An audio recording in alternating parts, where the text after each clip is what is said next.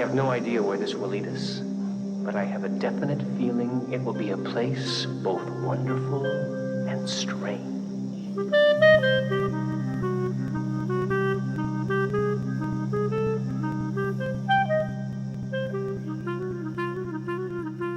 Hello, and welcome to the wonderful and strange Twin Peaks Logcast. I'm Kalil, and with me today is the Pierre to my Sonny Jim. Listener, I don't want to make these sounds in your ear. You may not know what these sounds are, but we're going to be looking I don't know what those sounds are. I've watched it multiple times with you. I still don't know what the sounds are. It's pain. It's just pain.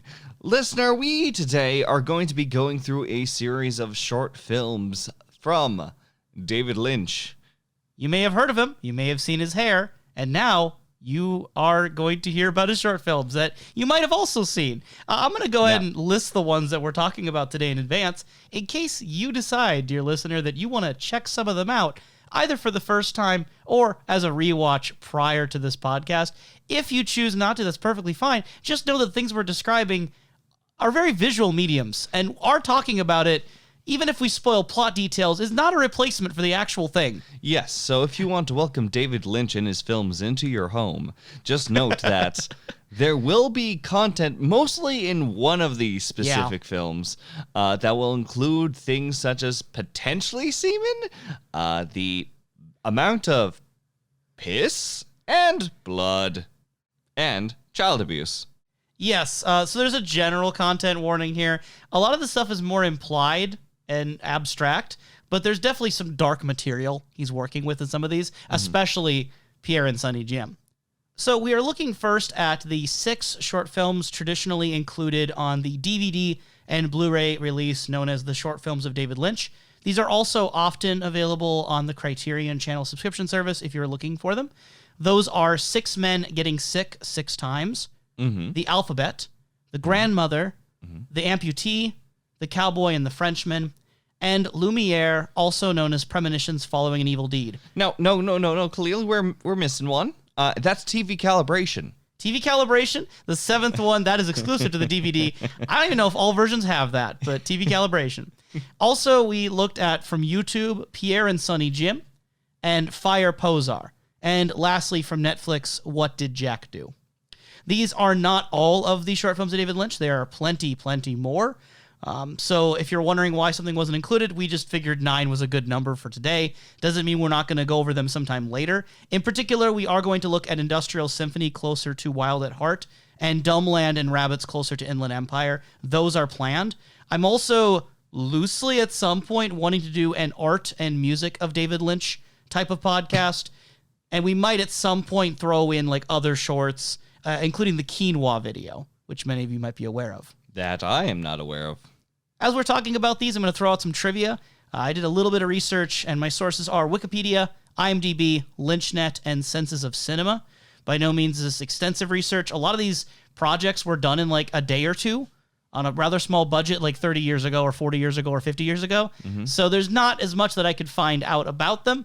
If I end up finding something about any of these films later on accident, I might include it in a future podcast episode just like as a little anecdote. But I feel like we got a little bit of something on everything. So yeah, I'm also putting timestamps in the description. Whether you're looking at a YouTube video right now, it'll be in the description there, or the podcasting service. If it lets you see the description, it'll be there with timestamps. Professor, quick question for you. Okay. I was here when you watched them, but I didn't quite get a full state of being update during it. I know that during Fire Walk With Me, when you watch it for the first time, you like started enter a trance state and you were like walking around aimlessly. I didn't notice you do that for the missing pieces as much. Yeah. But after the short films, how did they make you feel? After the short films, I would say for the vast majority of them, I was mainly, what would you call, observant of them, quietly, respectively, and just sort of watching them and just relaxing as I tried to take it all in, with all but one exception. Okay. And so you had never seen David Lynch's solo stuff outside of Twin Peaks before. I had not. How was this as far as a first impression of his general style? Well, I wouldn't call it my first impression of his general style. I mean, we got a little bit of that through the Twin Peaks Fire Walk with Me, if I'm not mistaken.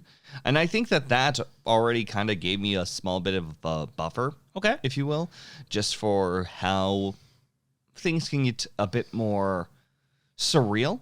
Did it remind you of Twin Peaks? Like, when you were watching these, did you find yourself like, oh yeah, I know this guy feels like Twin Peaks? I mean, certainly some surreal points and the reuse of certain actors, yes. Cool. Overall, did you enjoy them? That's a complicated question. I don't know about you, but I never really found myself so far in my life. Hopefully years ahead of both of us. Hopefully we both have long lives ahead of us to change this. I was never really that big into short films. It's not something I've explored as an artistic medium very much. Really? Recently, I started to look into some of the short films of various directors that I'm kind of trying to complete some filmographies of. Mm-hmm. And that's kind of immersed me a little bit more into seeing a few. And I will say that I think Lynch has, among the directors I've focused on, probably one of the best, if not my personal favorite, repertoire of short films. So I don't know. I've really enjoyed this collection, kind of being able to see it alongside Lynch's films years ago, but then revisiting them now and just kind of looking at the short films as their own work.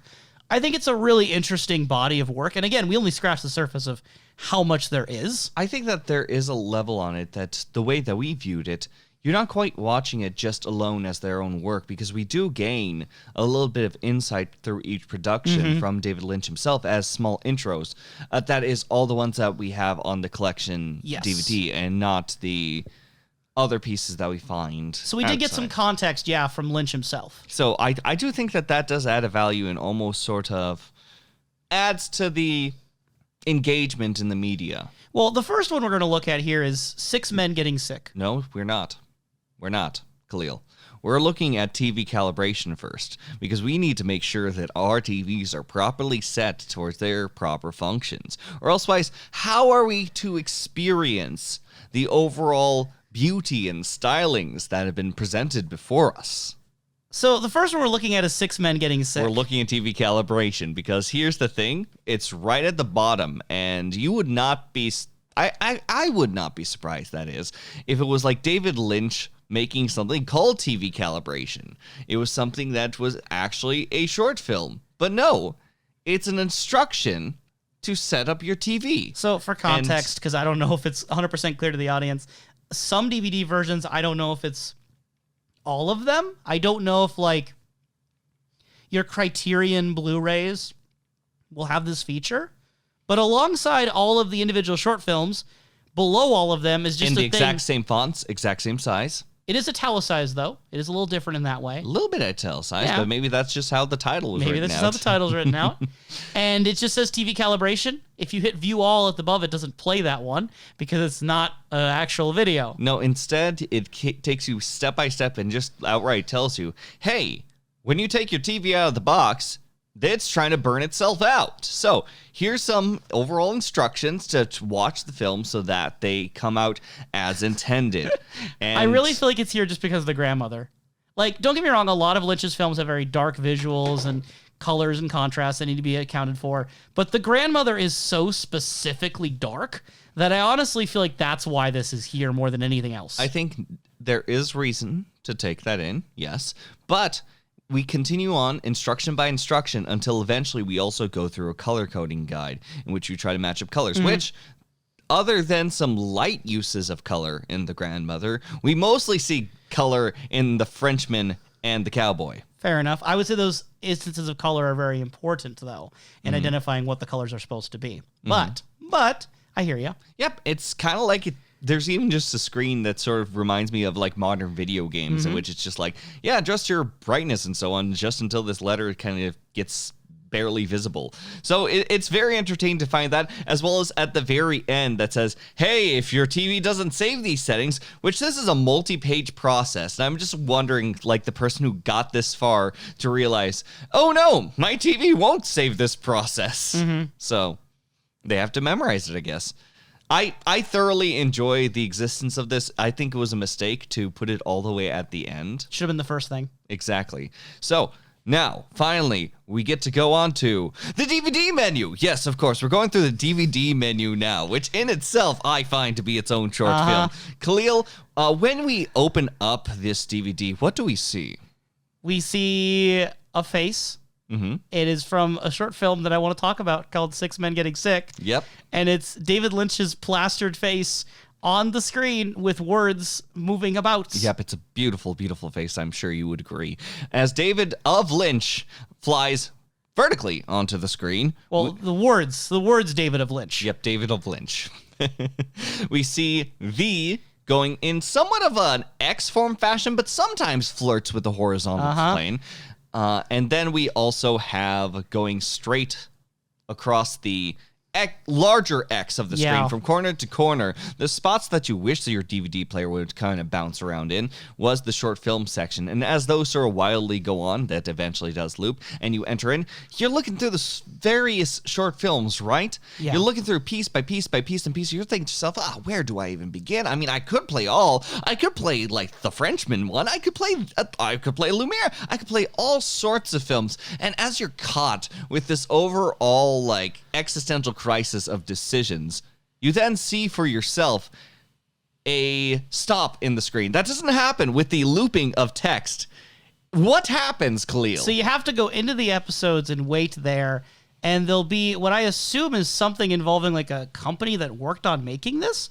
That's what it feels like, but it's not anywhere else as far as I could tell. When you view all, you don't see this in the credits. You don't see it anywhere else. Mm-hmm. But it's just this weird visual and auditory experience of like a mouth with some like electricity crackles. Oh, wow. I would never guess where we'd see more of that.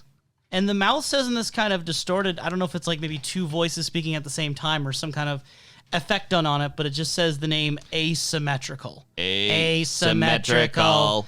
And that's the name of a production company that must have worked on this particular DVD. So again, I don't know if this is on all the copies or what. Yeah, no, overall, I'm thoroughly entertained. And again, no, just reminds me of some things. No, it's fair that it reminds you of something because it does appear, just looking at the IMDb of Asymmetrical Productions, it's either owned by David Lynch or they've only worked with David Lynch. So they've been involved in various film productions going back since it looks like 1993 as the earliest work, and then continuing into 2006 with Inland Empire. Okay, that's okay. So along with Absurda, either Lynch owned or cooperating with him. Or Asymmetrical evolved into Absurda. I don't know. Speaking of evolution, can I talk about Six Men Getting Sick now? I guess. I looked on both sides of the box, I sniffed the disc, and I can't find anything else to keep us away. Why would you want to stay away from this charming piece of art? I'm trying not to actually sound like a siren because I feel like it could sound close to it and my neighbors would hear at the recording time of 11:40 at night. It's fine. What better time to talk about these short films than the crack of night? I mean, it's fine to talk about it. It's just, I don't want, like, everyone, the listener, yourself, myself, and the neighbors to overall relive the sounds. We're a calm podcast. We're basically halfway to ASMR. Oh boy. We're here to meditatively make you fall asleep with 4-hour conversations. Just hear these sweet crackles of microphone electricity. So, unlike a lot of these, you kind of mentioned how our experience was enhanced, with David Lynch kind of coming in with extra context. We get extra context here, but there's an argument to be made that you could never really truly experience Six Men Getting Sick the way it was meant to be experienced. Yes. Because this was made to be like an immersive thing where you'd go in a room and it would just keep looping the siren with like the physical thing in front of you and like so this is a whole mixed media project that we're only getting the recording of. Just imagine 6 times only going into a box, if you will, some might call it a room, and looking at this painting as a film reel ends up sort of flashing over it multiple times. Again, with the siren going outside of it. Now, this wasn't in the film, but I can only imagine that there's at least one person sitting in the corner staring intensely at the film itself, unmoving, unblinking. So Six Men Getting Sick was made during David Lynch's second year at the Pennsylvania Academy of Fine Art. David Lynch would have been around 20 around this time when he got his start. The film cost $200 to make, which at the time would have been a lot of money for a young little Lynchling. Oh, impressive. And it was an experiment with the idea of a moving painting. He describes it kind of with this weird sense of a wind moving. Lynch has also described this short film as, quote, 57 seconds of growth and fire and 3 seconds of vomit, which is also how I described my last marriage. You haven't been married. I'm not married. Kalil. That was a joke. You've never been. Okay, I thought it was pretty funny, though. I hope everyone's marriage is going well for whoever's married out there. I'm You know sorry. what they say? Two's company, three's a crowd, and six heads is a painting. I'm so surprised on how it sort of sprouted out, if you will, because David Lynch does talk about like the black painting. Yeah. And like trying to draw like plant life inside of it growing and so on, as if it were moving. Yes. Would you describe the overall painting that we do experience to be like that? It is definitely moving. It is an animated imagery. So the heads, the three like cast heads, they're based on casts of Lynch's own head. So it is David Lynch's head. Mm-hmm. Yep, these ones seem to be directly on the canvas as opposed towards on the film. And then the last piece of, I guess, background information I have here, apparently there was a Blue Velvet press kit where somewhere in there David Lynch had said, I don't know if it was writing or spoken, quote, I always sort of wanted to do films. Not so much a movie as a film painting. I wanted the mood of the painting to be expanded through film, sort of a moving painting. It was really the mood I was after. I wanted a sound with it that would be so strange, so beautiful. Like if the Mona Lisa opened her mouth and turned, there would be a wind, and then she'd turn back and smile. It would be strange. You just cut off David Lynch. I'm sorry, but is the sound of wind also in Six Men? In that case, if that sound of wind came out of the Mona Lisa... A lot of times Lynch describes the moving of an idea as like a moving with wind, right? He describes it when he was working with Angelo Badalamenti to get the Laura Palmer theme, for example. Okay. We've heard him describe it with a lot of different projects throughout. So that just seems to be one of the recurring ideas of wind as sort of a source of inspiration and energy, if you will. So from Laura Palmer to Emergency Siren, what would come out of the Mona Lisa? I mean, that's basically what David Lynch is trying to get at with all of his films, isn't it? Because I think that Six Men Getting Sick is a good primer in how David Lynch constructs films less from a sense of a novelist, right? And more of or even like a theater performance, and more in the sense of someone who is visual arts primarily, who is more on the painter side, more of the conductor side in terms of our electricity music pun from last episode. Okay. And along with a lot of these other short films, you kind of get this sense of there is a story, but the story is not as big of a deal as the emotion it conveys. That the story itself is rather abstracted and minimalist. Not everything Lynch works on is like that, but this is one of those examples. I think that using wind as somewhat of the comparison, making it become the conductor, is very apt, if you will, from what I've seen thus far. It's where you're kind of guided along with whatever world is set up in front of you, for better or for worse. Now, with all these short films, the way I kind of want to approach this is that we just want to first lay out the basics of what happened. Because for some of these, a little unclear, and just so we're on the same page, then we can deep dive into the style, the themes, and any connections we might make. Very well. So this one, story-wise, it has a 5, 4, 3, 2, 1 countdown.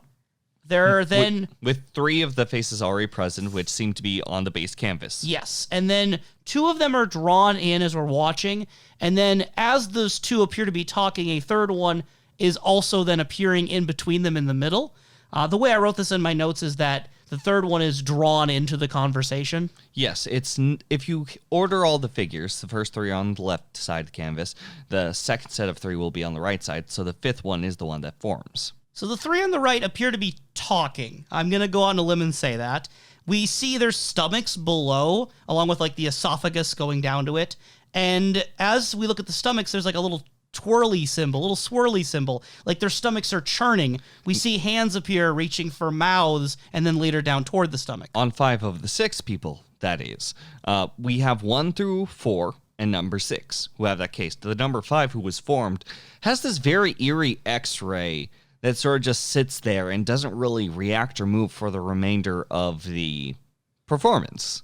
Then in that last 3-ish seconds that Lynch was describing, we have imagery of fire portrayed through what appears to be like a match on the bottom right, and there's like a little flame effect in the top left as well.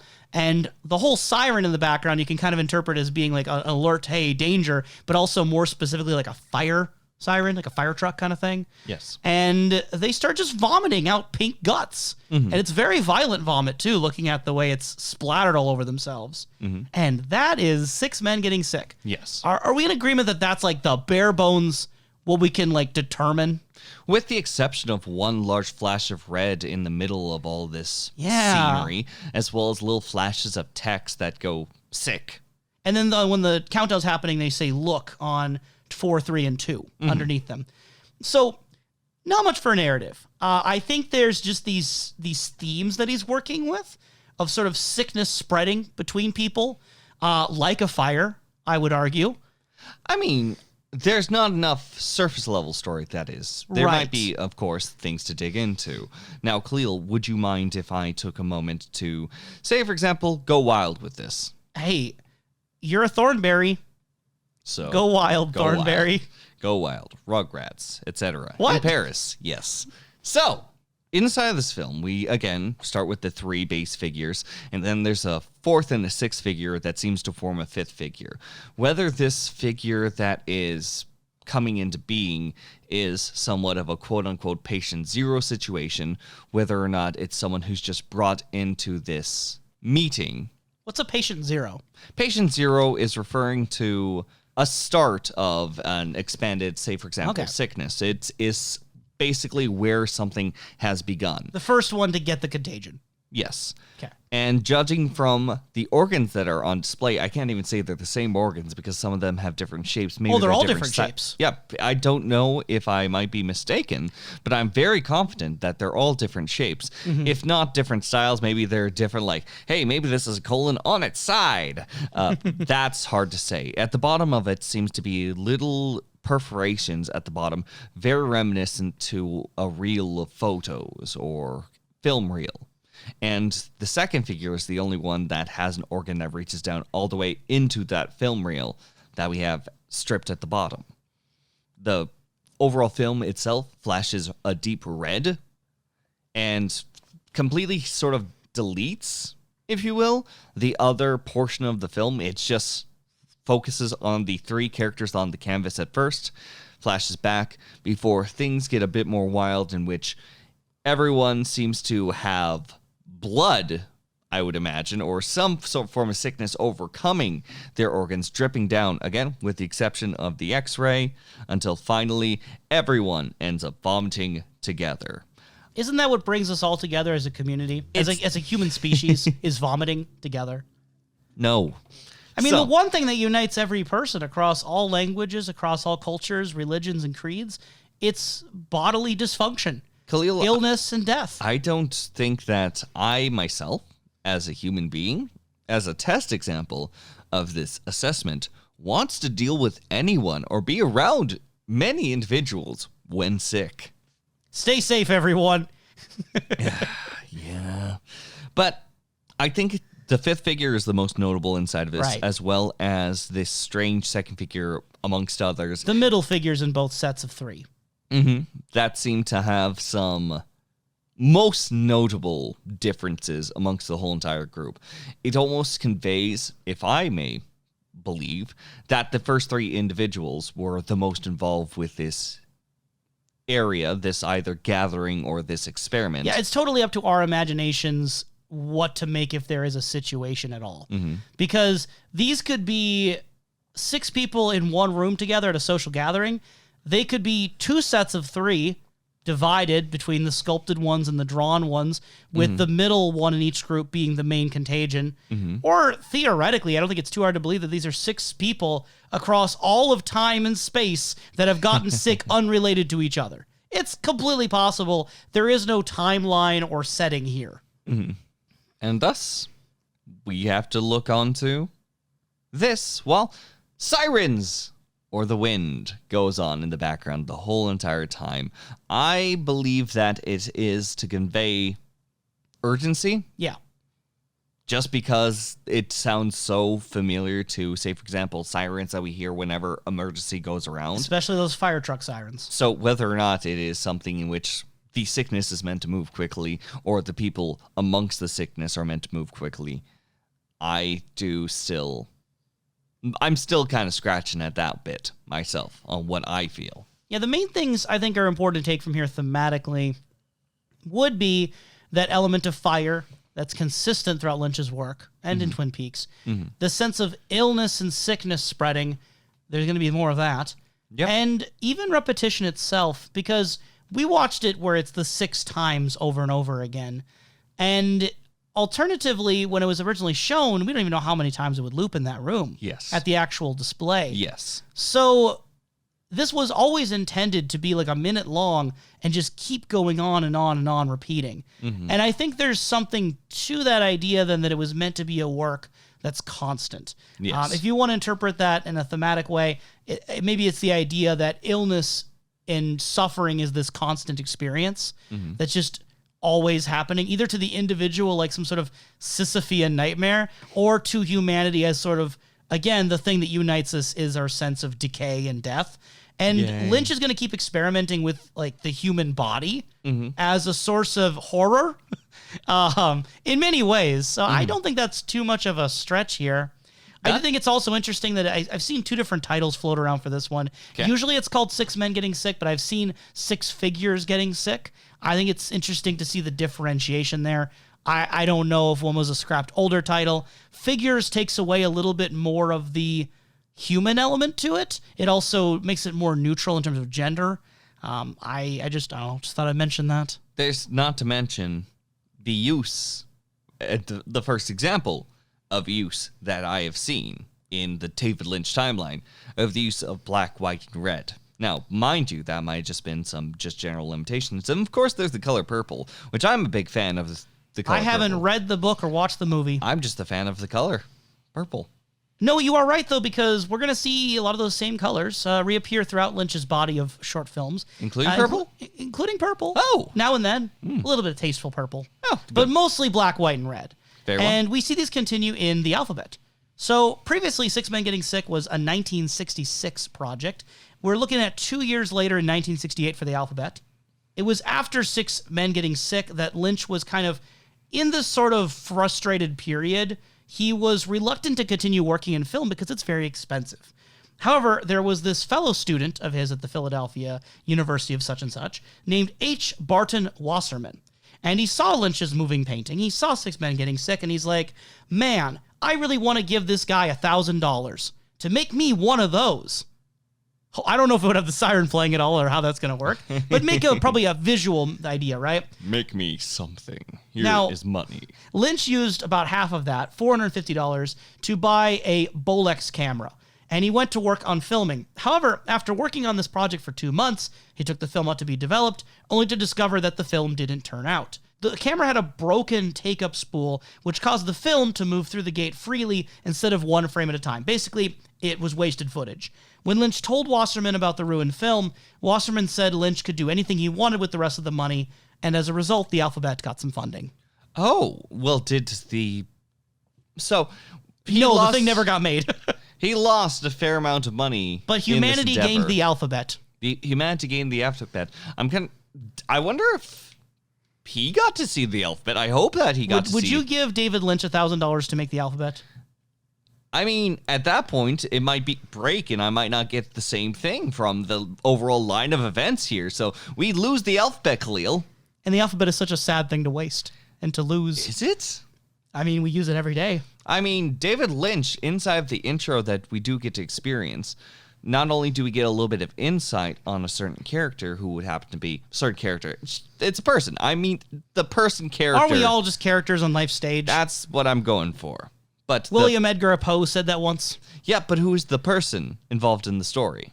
Well, the main character we're seeing is played by Peggy Lentz. Yes. Who at the time was David Lynch's wife. Mm-hmm. Now, Peggy Lentz was a painter, like Lynch, worked in visual medium, and she had a niece. And according to Lynch in Chris Rodley's book, Lynch on Lynch, quote, the niece was having a bad dream one night and was saying the alphabet in her sleep in a tormented way. So Lynch took this sort of inspiration from his wife's niece to then be like, okay, I'm going to use the rest of this money that I got with this fancy new camera to have my wife pretend to be this child who is going to be kind of like her niece. Yes, and it's based around that nightmare. So, this is basically your niece's nightmare. Yes. Now, so first, David Lynch painted the walls of his upstairs bedroom black. That was his actual upstairs bedroom that he painted black. Lynch painted Peggy's face white to give her sort of an unreal contrast with the black. I really hope it was a different type of paint, because now I'm just imagining after David Lynch uses the rolly pin, gets it into a new rolly pin, and starts like rubbing that on his wife. I'm sure he painted her first. And I say it's in that tone because I don't want this audio to be reused for any purpose. And Peggy Lynch, in addition to playing the girl in this short film, would also play a very minor role in Eraserhead as well later on. Very well.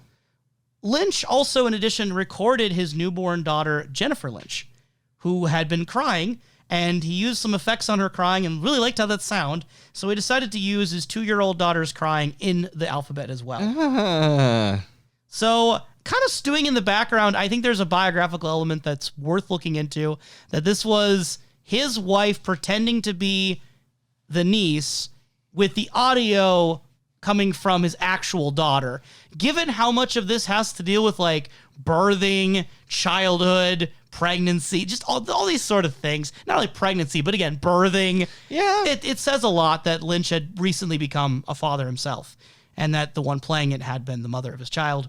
This film also earned Lynch an American Film Institute production grant, and really was kind of the gateway toward him going into the American Film Institute and working on more expensive projects. Yes, and does it show? How would you describe the film, Kalil? The alphabet or the stuff he did at AFI? The Kalil's interpretation of the alphabet. So, speaking the most literally we can here. Yes, it's just the nightmare of the girl. We're done with the film now, so let's move on to the next short film. So, we have a girl. The credits say girl. Even though it is a fully grown woman, we're going to go with girl. Yes, who girl. is lying in her bed. Her name is Girl. And there's this alphabet letters that keep getting popped up onto a scene. And they're being like birthed out of little like swells in the earth that, remember those for the grandmother. And there's sort of this wind sound in the background. Again, wind. You can kind of look at the whole scene that unfolds, all the letters developing, maybe like a weird like panel or like a field. There's like a sky above with a sun of some kind. Yes, it's either the sun or the Japanese flag. Now below we are seeing things sprout up from this overall strange shape of an area. I imagine it's close to a field because especially with the sprouting of the trees, it seems that things are growing from the use of the alphabet. There's also a lot of dots in this little short project. There's the dots that start kind of rapidly appearing toward the bottom of that scene. Yes. There's dots that occur throughout that like land on the girl's bed. And there's this weird moment where there's like a dot, almost looks like an old like Pong Atari game. This one dot going perilously between two like white rectangles, never touching the edges, but like going through a tunnel. Which I imagine is something growing out, a seed, if you will. Or... a seed being planted. Yes. Of some kind. Yes. We have various shots of like faces. We've got one where we have the alphabet title card with someone in sunglasses. Something's reflecting in that one eye, and I cannot tell what. You should calibrate your TV better. It's your TV, and it was calibrated. Very well, if you say so. And then the other one we see what appears to be maybe the girl's face, the same one, like licking her teeth and going, This is the video of the licking of the teeth. And then later we get one where it's a voice, and I don't think this is a new character, saying, please remember you're dealing with the human form. That's the only, like, dialogue, I think, outside of singing in this. The more you know. That's discernible. And speaking of singing, we get this strange scene of a bust of a woman, kind of from the shoulders up, that... singular bust. It's half a bust. It's developing. It is one boob. We see some internal organs. We see the one breast, which breastfeeding immediately comes to mind, right? The one breast out. And there's a sort of grotesquerie to Kalil, the blood veins in the brain. Yeah, I was about to say, Kalil, I think that whenever like the one breast is out that's removed from the clothes, instead of like, remove the other bits of the skin to Remove reveal everything the else breast. but. That's called being moderate, okay? And we get this weird shape. It could look like a fuzzy heart. Yes, but, Kind of like a scrotum. it is a red scrotum. And it spews out these letters into the woman's head. While in background with the audio, we are hearing the distorted sounds of crying and calming. Which is presumably actually David Lynch's wife talking to their actual daughter. Yeah. Yeah. I it's didn't a mention it sound. also, but earlier, in case you thought it was important for, I don't know, any reason, the Hey. letter A had some pubic hair growing out of it with like a little white substance that then foamed outward, and it became an orifice to birth more letters. Yes. Did I mention which birth? Baby A's. Like it Baby is the A's. lowercase. And the whole situation ends with the ABCs being repeated and the girl singing it, and she's like almost stop motion moving around the room and around the bed. When you see her eyes, they're like shifting around, kind of sketchy looking. I don't know if we're more scared of her or she's more scared of the situation, but there's fear in the room. I mean, maybe scared, but she's reaching out for the letters. She's almost trying to grasp them. And the last ending of the alphabet song that she is singing, please tell me what you think of me. Which is the words. I could have sworn Kalil is, next time won't you sing with me? But it seems no, instead it's, please won't you tell me what you think of And me? maybe it's just an older version that we're not as privy on. Maybe, maybe not, but it's still horrifying. Still chosen very curiously. Yep. The last image we get, as with a lot of David Lynch films, the last image lingers. We had the last one end with vomiting out violently. Now we get some good old classic blood spewing out of the mouth. Classic. So that's the alphabet. Yeah. A tale as old as time. There certainly, especially with the use of strawberry-based imagery and the throwing of the seeds, if you will, it is certainly a story. I think it's a really natural bridge between, and I think this is totally accident. It just shows where Lynch's brain was at the time, but it really does work as a bridge between the alphabet and the grandmother. There's other projects that are happening around the time, so I'm not going to say this is like clearly the in-between, but Yeah. you have the sense of almost fear of the human anatomy and the kind of disgusting nature of it, what it's capable of spewing out from the six men getting sick, but the planting, the seed, the child, the family, that sort of idea that's going to culminate more in the grandmother. No, it certainly feels like David Lynch using the inspiration of the niece's nightmare.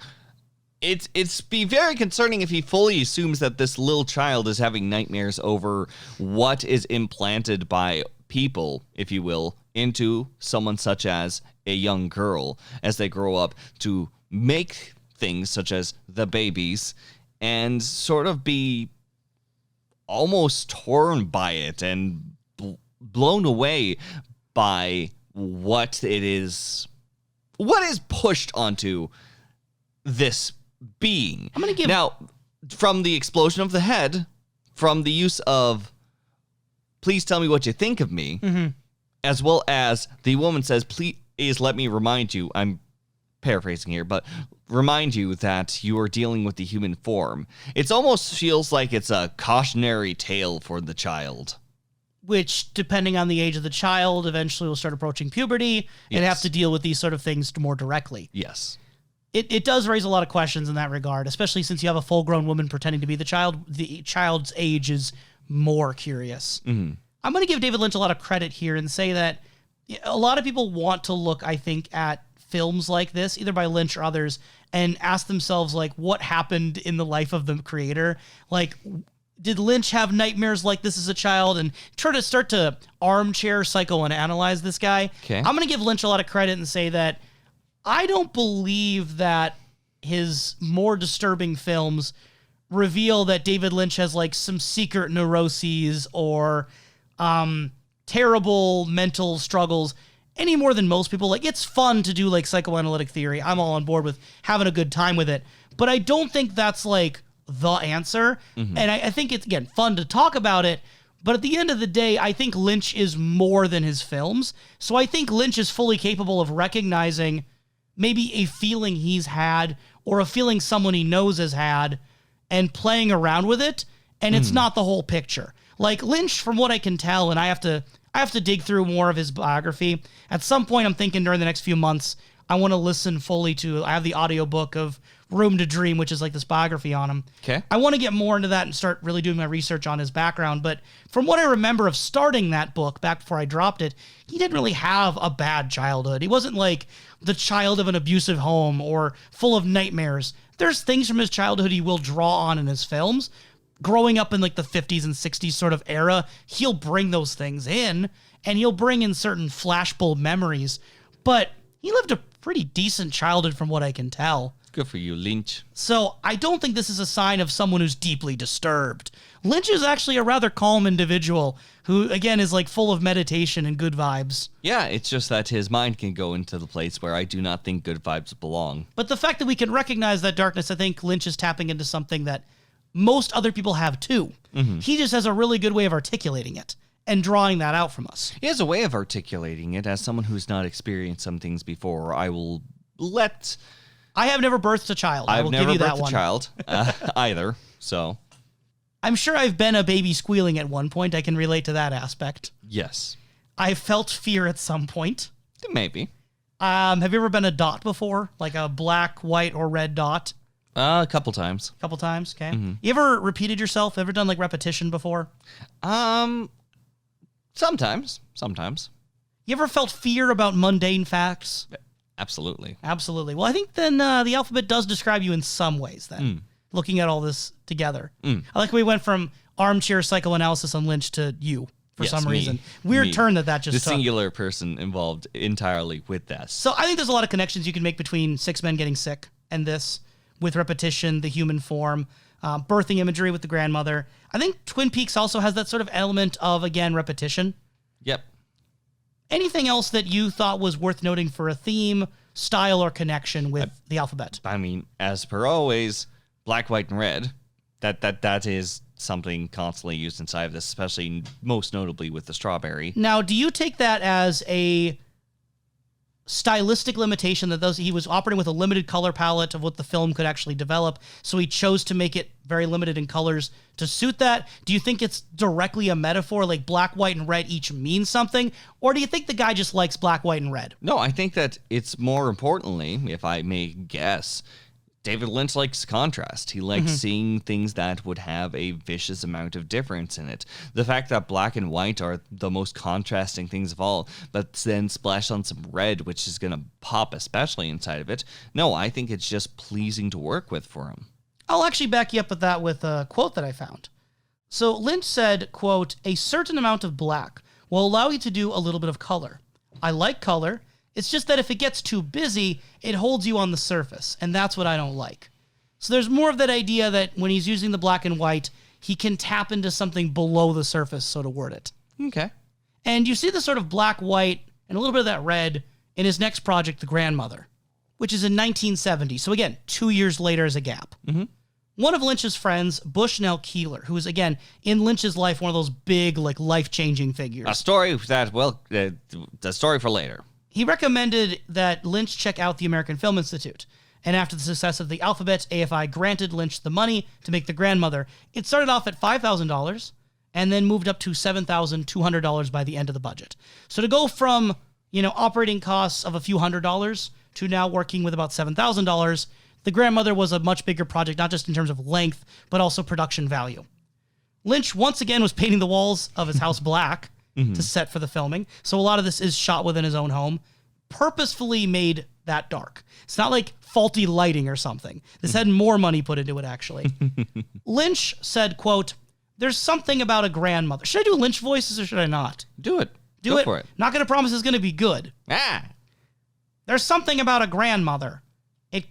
That's not how he sounds. It sounds better than mine. I'm parakeet. We listened to him talk so much, I should know this. Angelo Badalamenti. Angelo Badalamenti. Well, There's something about a grandmother. It came from this particular character's need. A need that the prototype can provide. Grandmothers get playful, and they relax a little, and they have unconditional love. And that's what this kid, conjured up. So that's what an imitation of David Lynch has said. Yes. The music in The Grandmother was provided by a local group called Tractor.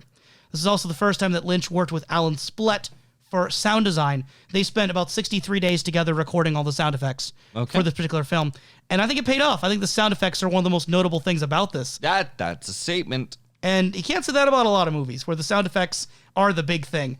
Your cat Stella was really enjoying the sound effects of the grandmother. Oh, she was very, we'll call it engaged. She was literally, and I never seen your cat do this, literally standing on the table looking at the TV for like minutes, actually engrossed. Or just coincidentally staring blankly. But I like to believe engrossed in the audio-visual experience. Yes, and gross. A bit unusually, none of the actors from The Grandmother ever work again in a Lynch production. As far as I can tell, and as far as I can tell from IMDb credits. It's possible that they've worked with Lynch on like a super obscure short film, but again, it's not big enough to be listed in like IMDb. So no major reappearance of these actors, whereas most of these short films, someone comes back. Yes. When it came time to show the short film at AFI in Washington, D.C., the head of the AFI at the time found that after all the films had been categorized, Lynch's The Grandmother was the only one that he couldn't really put in a category. Like, what genre would you call The Grandmother? Why? What? If you were tasked with putting it in a category, you'd create a new category called Why and put it there as the only thing? Okay. And it's not a bad why. It's just a curious why. I guess it depended on what the options were. If I had to pick one, I would give it a horror label, probably. If I had to pick one genre, I would say it's horror to me more than anything else. More than a drama, a comedy, an action. Again, I would need to know what all the options are. I mean, if surreal's an option, I'm taking that, but... I mean, drama is probably the more closer if we put together the themes and what happens throughout it. Yeah, it's the difference between the story and themes are drama. The effect might be horror for some people. What effect? What effect would you ever be talking about? Enough of an effect. Wait, sci-fi. Enough of an effect that the film won awards at festivals in Atlanta, Bellevue, and San Francisco, and it earned Lynch and Splet acceptance into AFI's Center for Advanced Film Studies. Good for them. No, happy where they went. Cheers, congratulations. This film is very well put together. So, Professor, since this is a little bit beefier of one, do you want to help walk us through what is in this well-put-together film? Well, clearly, now this is a point in which I am caught with obligations, so I'm just going to go ahead and here we go. Dig, dig, dig, dig. Shake a seed, plant. Okay. Now, I'm sure that maybe from 3 to 5 days, we'll have a grandmother who can do this for me. Professor, I'm taking that as a sign that you would rather have me describe this one. I'd rather have the grandmother to describe, but if we don't want to wait the 3 to 5 days, I guess you can go ahead and do it. Is that how much time you think passed in this? Mm-hmm. Yeah, okay. So, again, looking at how long does it take to grow a grandmother? Basics of plot. You've got this mother and father character, I'm going to call them man and woman, who are appearing out of the ground, and they have a child.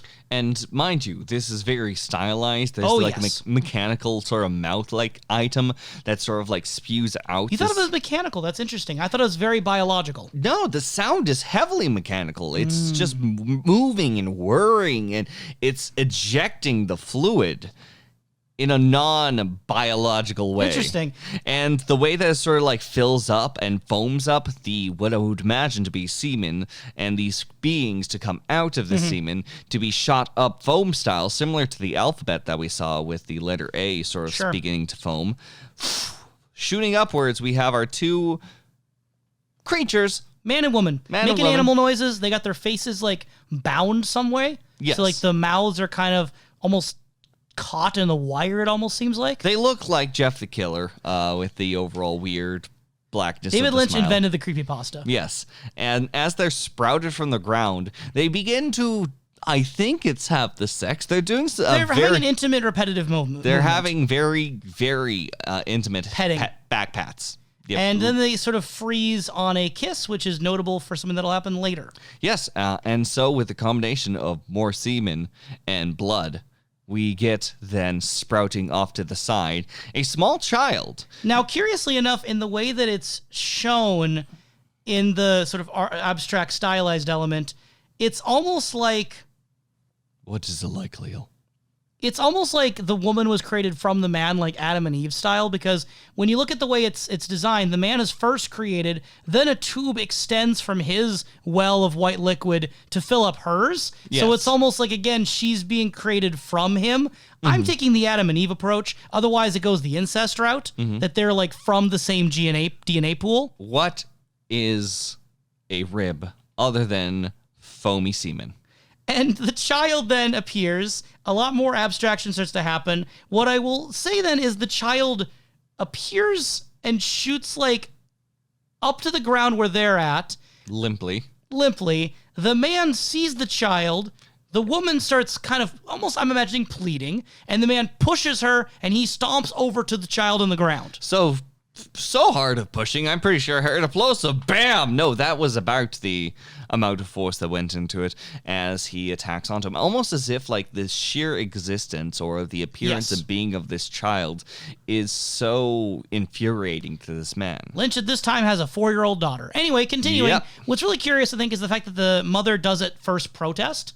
At least that's the way I'm reading her emotion, which show that she did have a protection over the child at the beginning, and that the man immediately saw it as a threat or a thing to attack. It's a heavy amount of sound that sort of almost borders on things like dog sounds. Yes. In which the male figure ends up barking profusely, and while the female figure ends up whimpering off to the side, almost chasing her own tail at one point. I read this film as being very, very abstracted to the point where I think we're dealing with like multiple representations of reality, none of which are necessarily real. Yes. What I mean by that is that I think this is meant to be interpreted much more thematically and in terms of mood more than literally. So for an example of that, after this sort of attack from the dad to the fully grown child, like, it's not a baby, it's literally this like, I don't know, 7-year-old, we're going to say 8-year-old. I don't know how old the kid is, but not a baby, right? Child. So it's not literally he was just bored and the dad attacks him,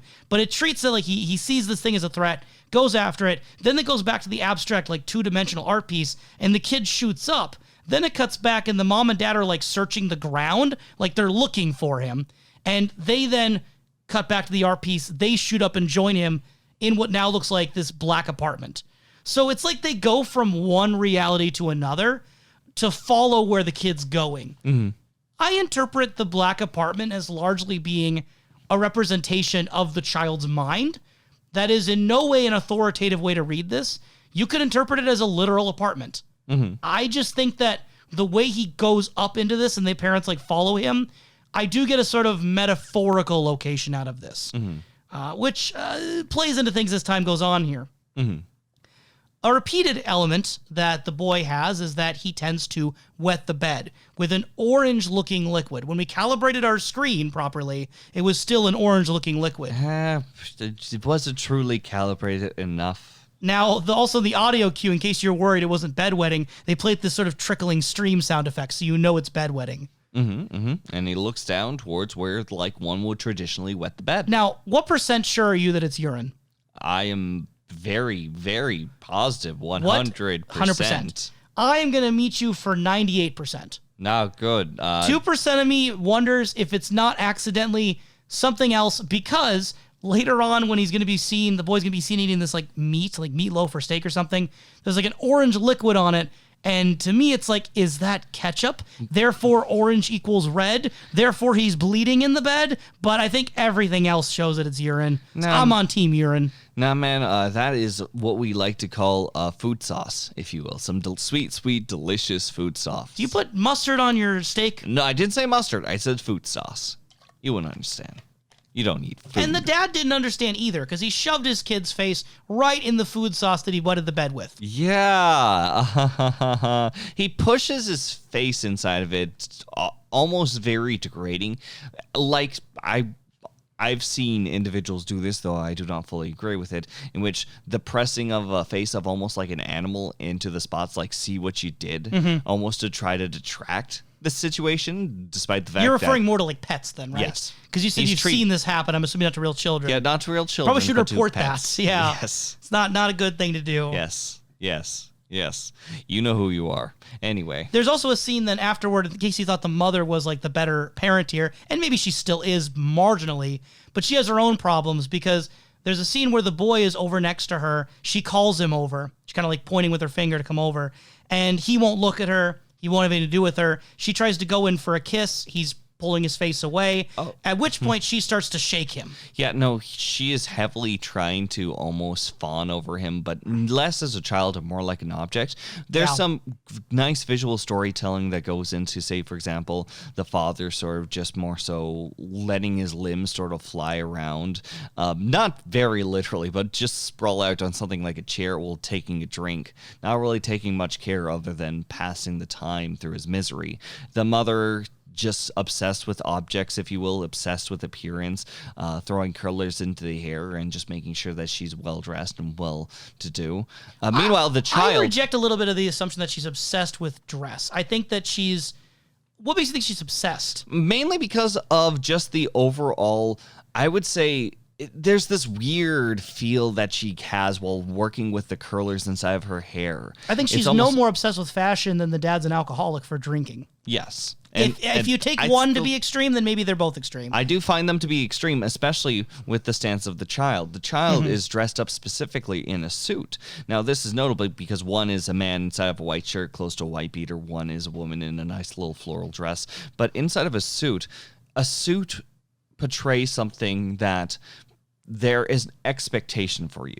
You're at a wedding or a funeral. You're at a wedding or a funeral. You were supposed to behave. You were supposed to make sure that you keep tidy. You have to make sure that everything is good and perfect with you because you cannot break this presentation. You don't wet your bed when you're in a suit. And every time he breaks the presentation that his parents want, if you will, either the father wanting very little issue to sort of pass by him or his mother to sort of fawn over him, but in a more aggressive manner, it is met with a lot of abuse. And the mother's also taking it super hard too, because when the boy refuses to let her kiss him, she starts like rubbing her face very aggressively, and I'm interpreting that to be crying based on the whimpering noises that she's making.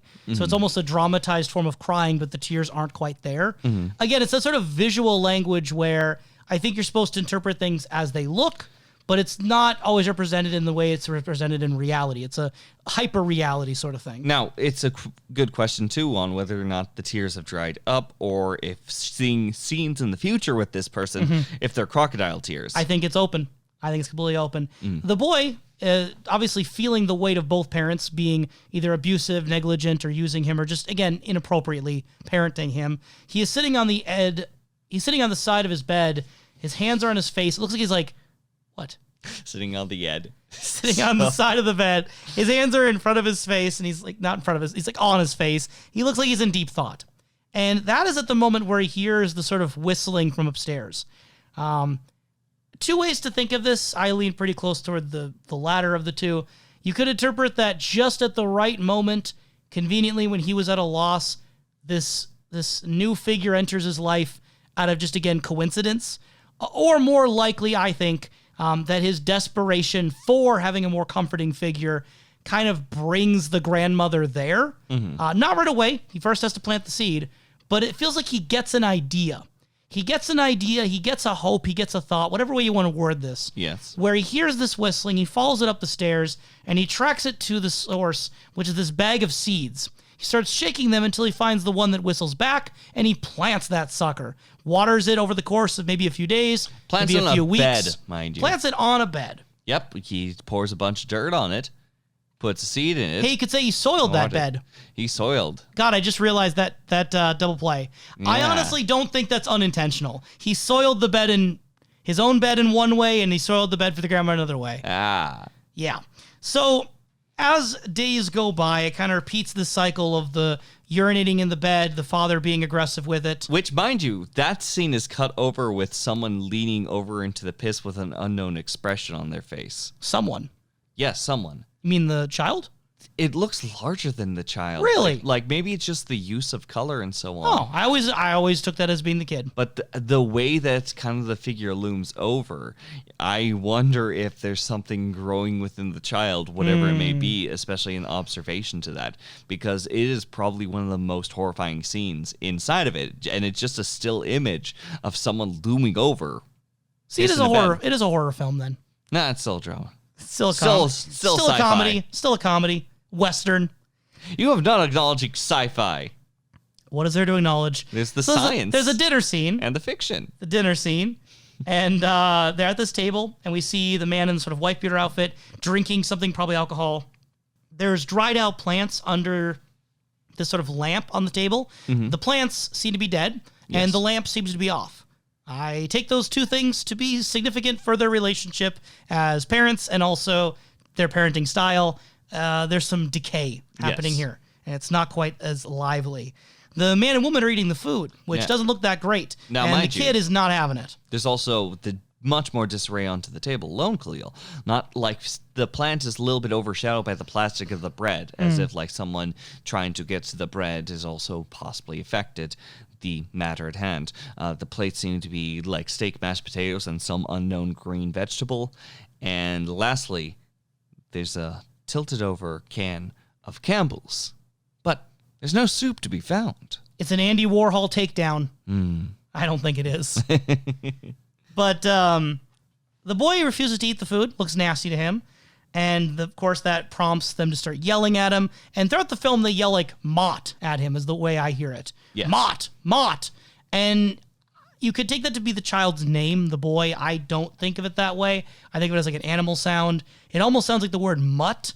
I still think that it for a dog? is. I still think it is Mott, but I don't think that it is like one for one the name of the child. It's the prequel to the applesauce brand. I think that Mott's. I think it is the use of just trying to get the attention of this child, if you will, and it would be in place of his name because each time you put it in, the name would be called out to him in one way, in one form or another. Around this time, as this cycle keeps repeating and things keep escalating, that seed grows into some sort of pod on the bed. And this growth pod keeps getting bigger and bigger and bigger. So like there's almost like this termite hill on the bed. And then out from this is there's like a cavity, sort of like a dark, wet cavity that then spews out this grandmother. Now, I might be mistaken, Kalil. I think that the dinner scene that sort of and the eating and the trying to eat happens just a little bit shortly after, if I'm not mistaken. Correct. Because when we do get this figure, this grandmother-like figure, and she pops out. Yes. And she's a little bit dazed, but the child runs down in this weird, like, animation style, grabs the favorite flowers that seems to be his one possession that he gladly gives to the grandmother. Notably living flowers. It seems like, again, this is where something good begins to happen to the child. It's where he's having a good time, just even like being generally around the grandmother. It's something very kind. And that's where I was going with this, is that when you get to the dinner scene, it's kind of the culmination of things that have been going on with his parents, where we see him run up the stairs to go to the grandmother. And when he reaches a certain point in the stairs, the parents kind of look up at him. They're kind of doing their barking more and more. And he just sort of screams and spews out this red, like, I'm going to assume it's blood, but like these red lines out of his mouth. Very much a sort of shout that happens. And then he retreats into the grandmother for like comfort. He goes back to that room, plops down on that bed. Now, after the couple of execution scenes that we see likely in the child's head, because the parents do return later, I'd also like to metaphorical executions. He puts on the executioner hood and he kills the idea of them or the love for them in his head. Now, mind you, there's something very interesting that happens at the table.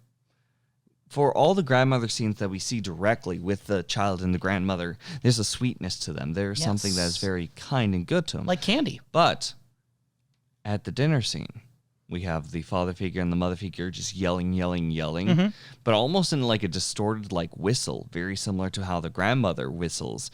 There's like a faceless person in the dark with a similar dress to the grandmother pointing at him, and it gets more and more intense inside the chaos. I'm assuming that the grandmother that we do see is possibly either based onto another grandmother, but visually would be the same grandmother. We watched this twice together. I have no memory of what we're talking about. No, there's literally someone in who the dinner sits, scene, like at the table, stands right in front of him. You don't see the face and points straight at the child intensely as all these wild moths go in the background and the whistling is added. I just remember the mother and father. No, there's also that additional, like, faceless woman who I assume to be the grandmother, but how the grandmother would be as opposed towards the fantasy of the grandmother. or what one grandmother's actions would be. So I ended up showing you, I couldn't unfortunately show off the audio quickly for good pace, or elsewise we'd have to get everything hooked up again. But I'm very certain with the combination of the auditory sounds as well as the dress that is used, but the fact that also the face was very hidden, I'm very confident that this is the grandmother. And I am very confident it's not. I remember when it was happening, hearing the voices of the mother and the father, and the pointing I remember associated with the mother's voice, the woman, and the dress that she's wearing has that sort of floral print the same way the mother's dress does. So unless I'm mishearing something or misseeing something, I think we're just going to disagree on this one. Very well. So viewers, I'm curious if you end up checking out the grandmother's particular scene. Is there a dark figure of the grandmother or another woman at the table? Or is there just the mom and the dad? How do you interpret that? Either way, there's someone whose face is obscured by darkness. Yes. Which is a very curious and direct choice. Especially with the overall heavy white makeup and red mouth that we've been seeing, especially in the scene. Either way, the grandmother he knows is usually very much sweet like candy, as I was saying. And so when he goes up there disgusted by eating his parents' cooking, he instead goes up and munches on some candy. And the grandmother also lets him wet the bed, it seems like, as much as he wants. Because for the rest of the film, basically, we see him stewing in his own juices in that bed. Yep. So there's a sort of interesting element where obviously the parents are bad parents, but the way in which the boy is seeking the grandmother, it's not just for comfort, it's also for a freedom that seems to be totally unrestrained, where, you know, he probably shouldn't be eating candy all the time and wetting the bed, but he's getting away with it. Not much of a happy medium, really, in this kid's life. Nope. We get this weird scene then where the grandmother and the boy are together and they start like poking each other on the shoulder. Yep. Which I take to just be like a cute little like acknowledgement of each other and kind of like playful affection. Yeah, basically, you're there. You're real. You're here with me. They then go in for a kiss on the mouth. And when they do that, time like freezes. Yep, at the kiss. On Now, the mouth. I don't interpret this to be sexual, but I think if you want to interpret it that way, it is valid. Yep. I just don't interpret it that way. I think the fact that it froze on the kiss, it's not that the kiss was that long. So, Kalil, that means that you're openly accepting that if we could put the image of this picture on your laptop screen for you to take wherever you go, and no one will question it. I think that would be a strange thing out of context.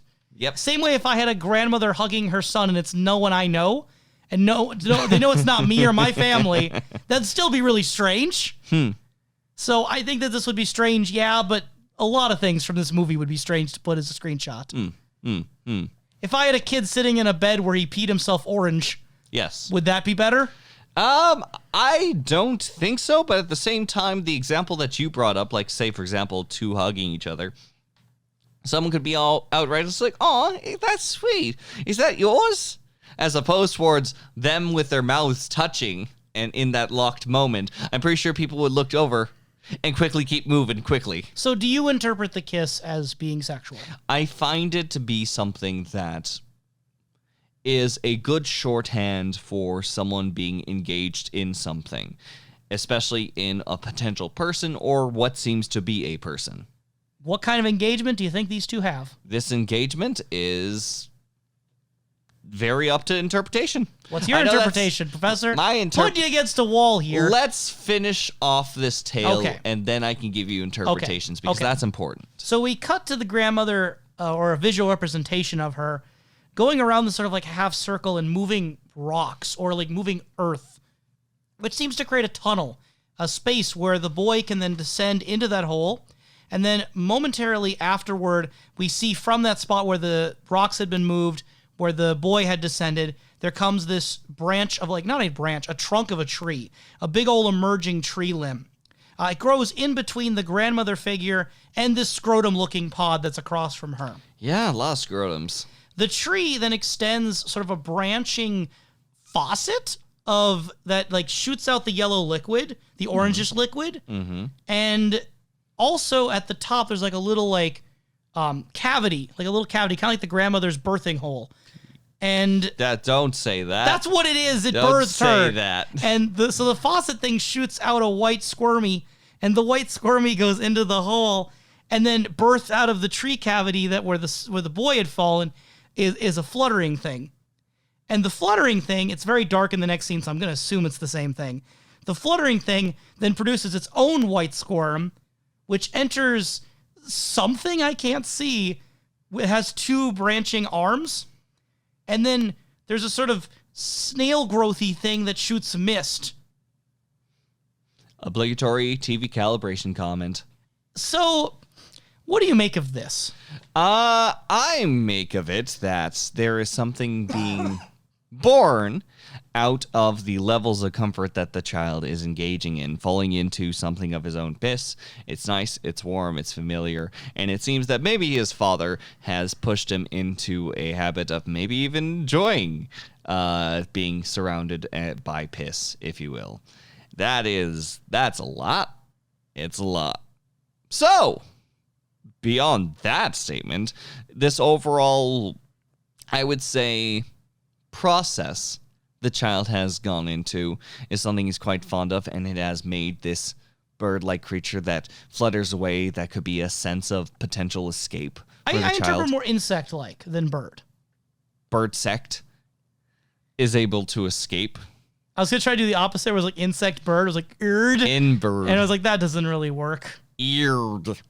The eared ends up flying off and eventually lands, and it would really depend on what is being latched onto. That's the hardest part of this film, is sometimes trying to see what is going on and what pieces are there. Yeah. So there's some missing pieces, not because they're not there, because we literally can't see them.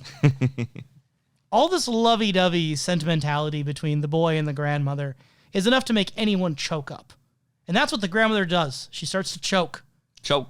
And we hear this sort of desperate, high-pitched whistle noise start to go into a panic. Yep. The boy doesn't know what to do. He's so desperate, he goes down to talk to the man and woman, his parents.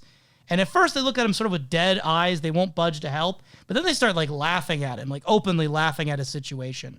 And when the boy goes back up, we don't see it happen, but the boy is looking into the room and something thuds. Presumably the grandmother thudding. And the next scene we get to, nearly to the end, the boy goes to this sort of cemetery out in the field, and instead of a tombstone, he finds where his grandmother is like sitting. Which is in front of tombstones, mind you. I'm going to assume it is a tombstone. The place has been overtaken by nature, mind you. Which, honestly, kind of think about it, is not only a strange sight for like a cemetery, but I almost kind of wish that there was more sites like this for a cemetery. Like with nature, you are returning to instead of something very well trimmed. So, yeah, that's a personal opinion from the Unplugged Professor. I take it to mean that the grandmother did die in the room. She choked, she died. But that when he sees the tombstone, when he sees the part where she was buried, that's where the death actually sinks in. So the idea of his grandmother being alive, he truly understands she's dead now. Like, it didn't hit him until this moment, and we see that reflected by the way that her head falls back and the boy screams. Yes. So I think she literally died in the room, but his idea of her, the fact he realizes she died now. That is a potential response, yes. That is one way to interpret it. Then we get the most cryptic, I would argue, scene in the whole movie, somehow, is the ending, where the boy lies down in the bed and then very quickly rolls over. It's like shown twice. And we see this lingering shot at the end of the boy like half off the bed, his arms stretched out near Christ pose, and there's something overlaid on top of him. I don't even know the words to describe what it is. And the only other movement you see in this otherwise still frame is at the top, there's like these 2 branching tendrils that go a little bit down the screen and then stop. And that is the end of the grandmother. Now, whether the cycle may continue or not, and the overall use of branching holes filled with white stuff can be taken from that portion, I do take the grandmother to be the most chewable part of the film. Called The grandmother character? Yes. Okay. Because the use of whistling, the way that the grandmother is sort of produced, how the child sort of treats the area with the grandmother, as well as the wildness of the death. The grandmother literally is running back and forth wildly across the room, whistling like hell. Or heaven. No, whistling like hell. That is the whistle of hell. May I propose to you No. that I'm not eligible. I'm not looking for that kind of commitment right now in my life. That this is the grandmother, the aesthetic, the overall goodness of the grandmother is just an overlay for something as simple, maybe as a fantasy, but maybe a fantasy, I would say almost around a bird. A bird. Mm-hmm. Like Big Bird? Well, she is a big bird if we take like literal sizes here. But no, I don't think it's too large of a bird. I think that we are seeing a dramatized version using the child's imagination, which is quite vivid from what we've seen multiple times. But I do find this to be not only the use of communication through the bird, but the way that the grandmother is planted and brought in. I find like the use of like trying to find the right seeds and trying to plant and foster that. The way that I'm seeing it, and the seed is especially large, I see it as a potential either egg or potentially like working to a bird, if you will, working towards that sense. So maybe he is fostering this bird. Maybe he has ended up saving up and arranging for this bird. But it's a bird that does remind him very closely, it's almost symmetrically, to his grandmother, for one reason or another. And I'll raise you another option, too, with your bird hypothesis, is that it could still literally be a seed, and that if we take it being reality filtered through imagination in how the grandmother is portrayed as a film, is that he could have planted a tree or taken care of a tree, and then when the tree grows bigger, a bird lands on the branch or something, and he could have got his bird through a literal tree, because birds do be liking trees, IRL. Yes. So in terms of the basic plot being that there's a mom and a dad, a kid who wets the bed, he finds comfort in a grandmother who then dies, and then something happens to the boy at the end. That's the shortest version I can delineate, right? Yeah. And the child is basically being neglected / abused at home. Yeah. I can only imagine that it is either an imaginary grandmother or a bird, simply because of the responses that the parents do sort of give off, which is almost like chiding, laughing. Because if that was the literal parent upstairs, that may put on a further bad tone on the parents. That's the curious thing, though, is that it's not a grandmother that's shown to be connected to the parents. It's a grandmother that's created by the kid through the tree, through the earth pod thing he made out of the seed. It's because the parents sealed her away long ago. So I just think it's interesting. It's like a grandmother that's been disconnected from the family lines of either the father or the mother in the situation. I think the particulars are not like there. I don't think there is a more clear singular interpretation to be had here. Mm-hmm. It's as literal or metaphorical as you want, but I think the actual like basic story is pretty clear. Mm-hmm. It's just the specifics of, how it all works that could be endlessly debated. Yes. So in terms of like the writing style, I know Lynch mentioned in his little interview thing that he had like an 8-page script, obviously like no dialogue per se, but just lines of what was going to happen. What did you think of how Lynch constructed the story? Well, I don't say that there's no dialogue. I say that there's dialogue we just don't hear between the grandmother talking and the child making words. The inaudible dialogue of the lips moving. Yes, because David Lynch didn't mention that there were words in his intro. Did he? He said that there were words, whether or not it was dialogue words or if it was just, there are words written on the page. Yeah, there's words to say what the directions of what's going to happen. Yeah. I think he was meaning more the idea of stage directions and what was going to be physically happening to move the story along in terms of actions, not dialogue. And I think that's likely, but I don't think that's fully confirmed. In your heart of hearts, do you think that there was specific wording that was being spoken inaudibly between the grandmother and the boy in that one particular moment? Yes. Do you have any guesses what it was? No. Do you think we're meant to guess? Yes. So should we guess? Like, it's something in which whether or not someone does outright guess it, the scene only changes as much as what you believe they are to say. I mean, given the emotions that precipitated it, or during it and after it, I would say it's more words of affirmation and love. Like, I don't think the grandmother was like, you could save 15% or more in your car insurance by switching to Geico. One, because of the chronology, this came out, in the early 70s, 1970 to be exact. And also, secondarily, because I don't think that would make sense in the moment. Well, that's correct. This was Geico was established in 1995, so Probably not going to match up. or it's the inspiration to create the company. You had to have a stop the pod to you to research that. Yes, Do you feel happy about yourself? very. Do you feel happy about how David Lynch made the color and lighting of the grandmother? The show, the video, not the person specifically. No, I think that it's the same statements that we said before. Deep contrast met with a little splash of color seems to be a very large stylistic choice from David Lynch. I feel like we touched upon a lot of the stylistic elements as we talked about the events themselves, because it's one of those cases where the style is so linked to the narrative. But were there any other stylistic elements you particularly liked, didn't like, or just thought were really interesting about the way it's written, the visuals, the audio, anything that stuck with you?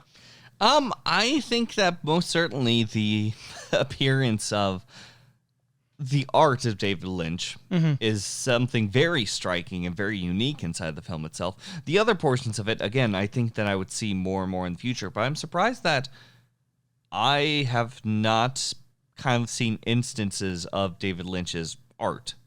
Also, You're not surprised? Yeah, I'm surprised I haven't seen more instances of the physical art of it. I think that it does give forward a mood into all the setting. And maybe, I don't know, handled the map inside of Twin Peaks, like, the map of, say, for example, the area that is around it with the overall markings of it.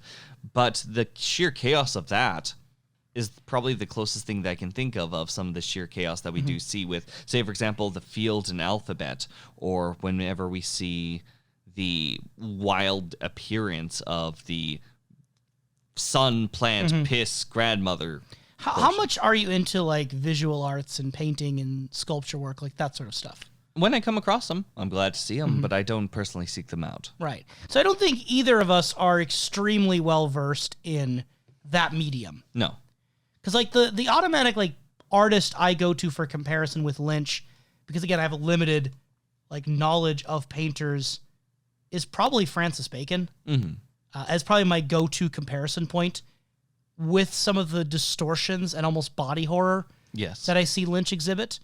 And that's, again, one of those things I want to do at a later podcast is talk about specifically the visual art of David Lynch and the music of David Lynch, which we see glimpses of both within these short films, but it does exist on its own, obviously, outside film as well.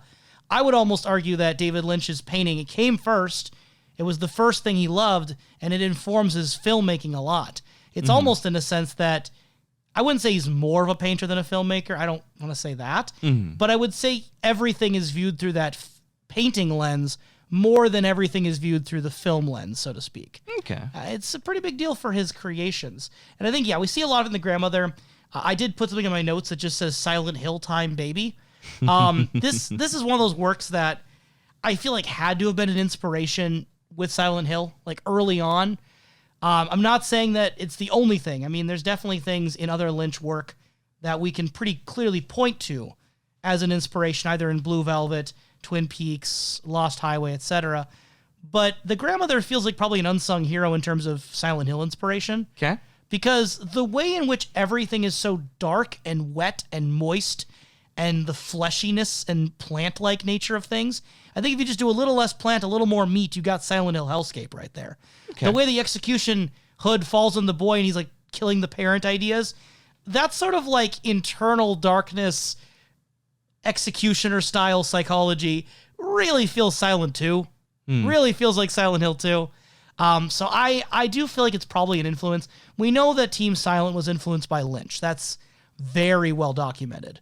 I just don't know to what extent it's been clarified the grandmother's influence. Yes, and as someone who is unfamiliar with Silent Hill, I could try to think of instances from the small bits of media that I can, but I do think that I would really like to sometime check out that overall work.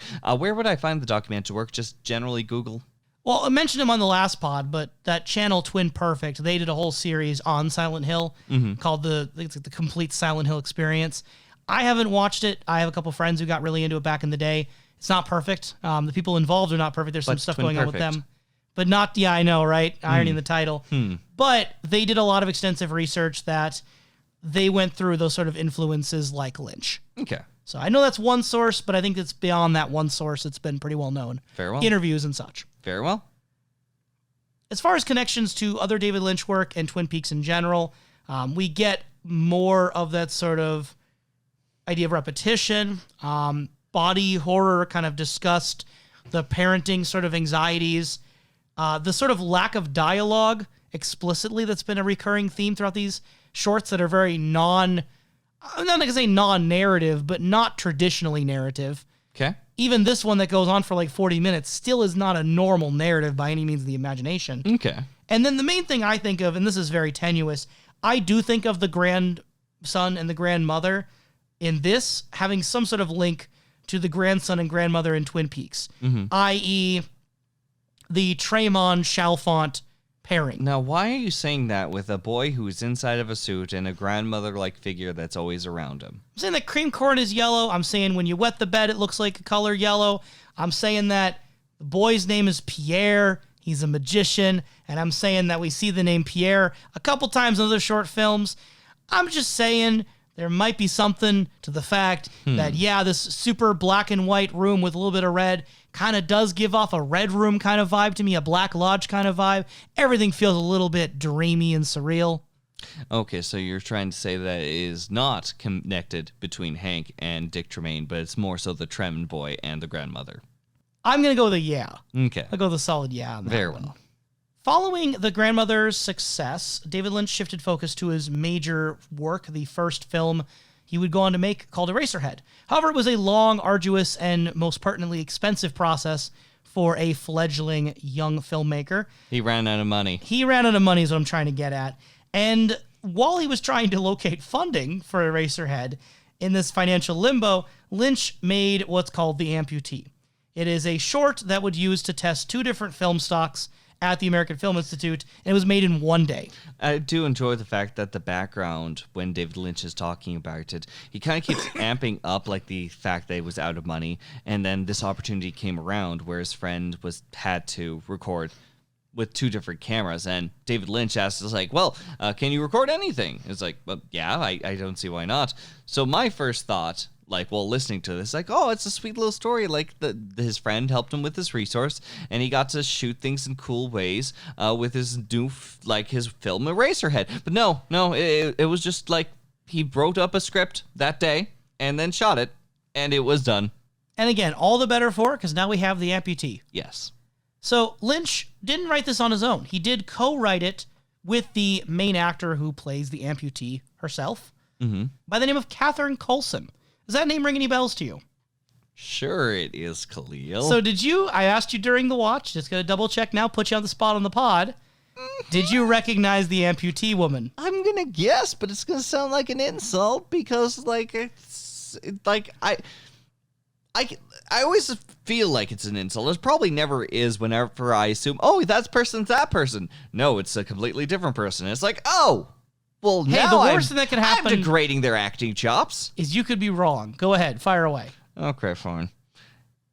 It seems to be the actress from my eyes and from my mind, which is not a reliable source. Not at all. Nadine? No. Norman? No.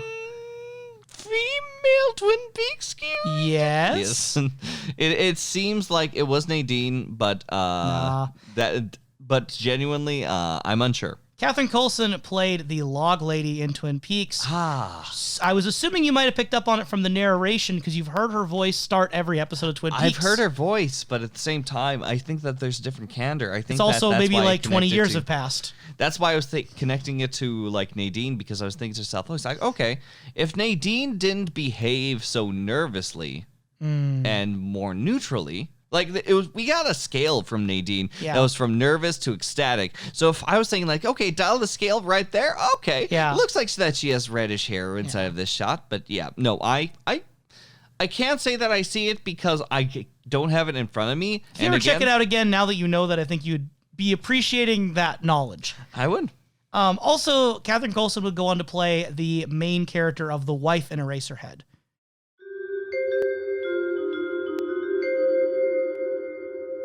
Hello, this is Kalil from the future. I have deepened my voice through second puberty, and I have decided to tell you that I made an error of vocalization. I may have said something along the lines that Catherine Coulson plays the wife in Eraserhead. This is false information. In fact, Catherine Coulson is the wife of Jack Nance, literally, and does not play the wife of the character of Eraserhead. Who plays the wife of the Eraserhead man? Stay tuned next time to find out.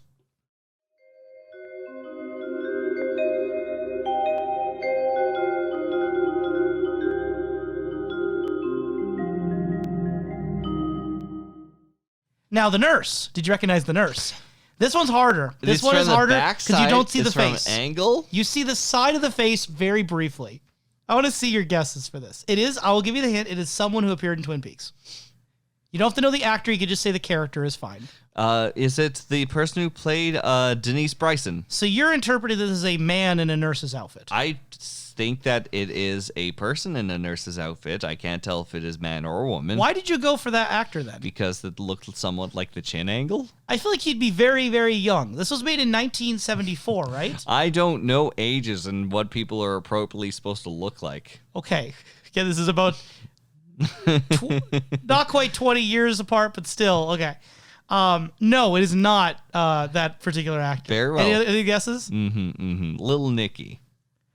I don't know. I feel like, Professor, you're pulling my leg here. Let go of my leg. Oh, don't wait. Actually, don't say that. Why?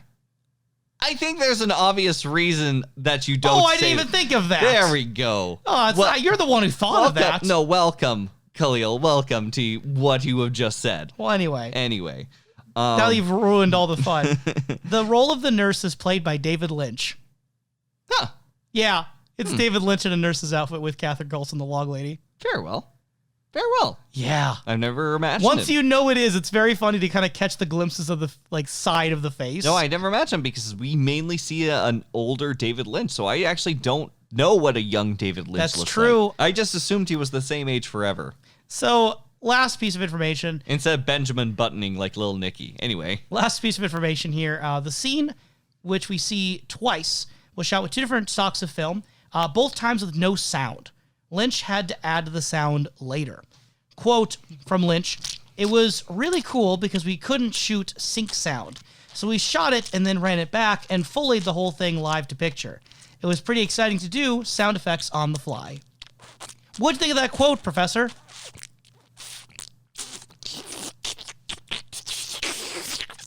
Hey, when I said we're an ASMR channel, Professor, I didn't mean it that literally. Yeah, no, I do think that the sound design was a lot of fun. It seemed clear enough. And that's where I almost questioned, just because I didn't know the technology of cameras at the time and how like voiceover would work alongside of it, what was recorded with it. I'll admit I'm very green when it comes to old film and old film techniques, to the point that I even questioned to use like, okay, just making sure this is something in which, like, it's the same actress right there. This is something that has been dubbed over. Just in case, say, for example, someone's off camera and being like, this is the lines I'm reading. Because I believe that is fully possible, especially with limitations of technology. Sure. No, it is the same. So, I do think that the sound design was very good, but I also do find the few choices in the sound design to be striking. But that's both good as well as uncomfortable. I think in this case, uncomfortable is good. Yes. That's the effect we're going for. It can be. As someone who has not experienced life as an amputee or any of this that goes on, I think one criticism you can continuously levy against Lynch that I think is very fair, I mentioned it once a long time ago on the pod, is that Lynch likes to take people who look different or sound different and put them as a strange thing on the camera.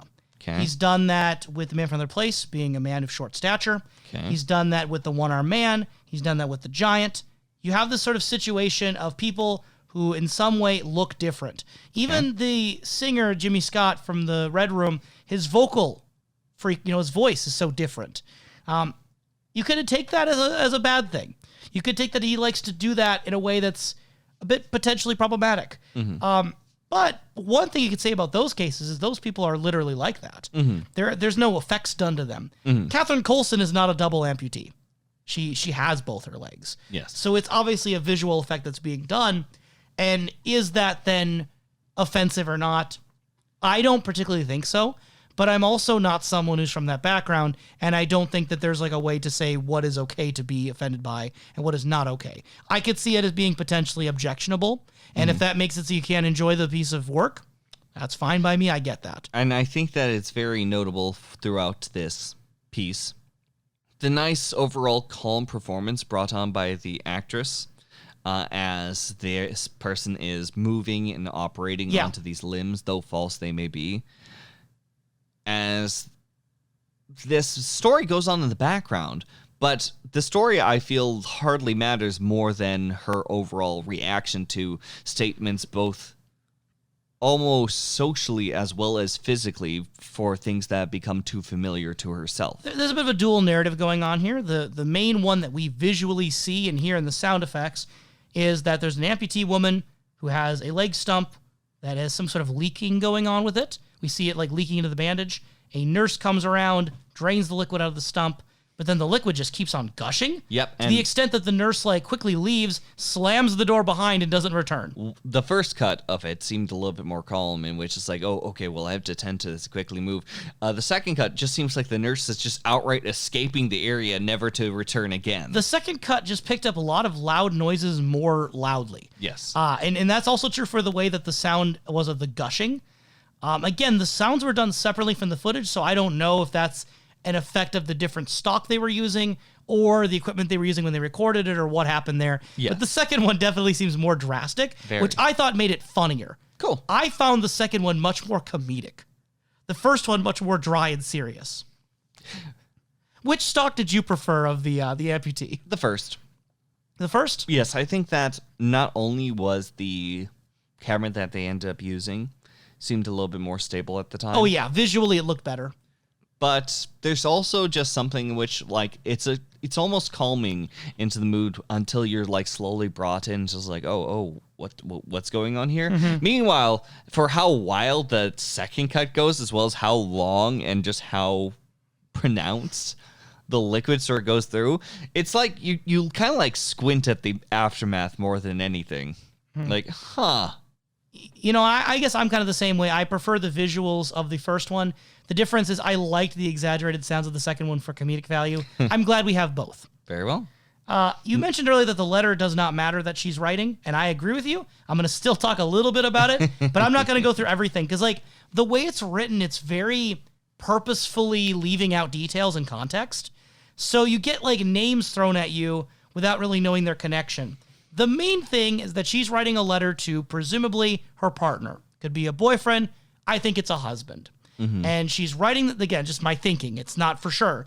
And she's writing this letter, and a lot of it concerns this friend of hers named Helen, who's like her best friend, tells her everything. Helen's married to Jim, and there was some drama that went down at like a beach where there was like this outdoor cabin, and something went down that probably involved like cheating and people spreading like rumors and saying that the amputee woman's a flirt when she's not really a flirt. And then at the end, it kind of ends ominously with her in the letter after the nurse left, questioning what happened to this friend of theirs named Paul, where she's wondering, you know, talking to the fiance in the letter, you know, where were you there at 3 a.m. when he got hurt that one morning?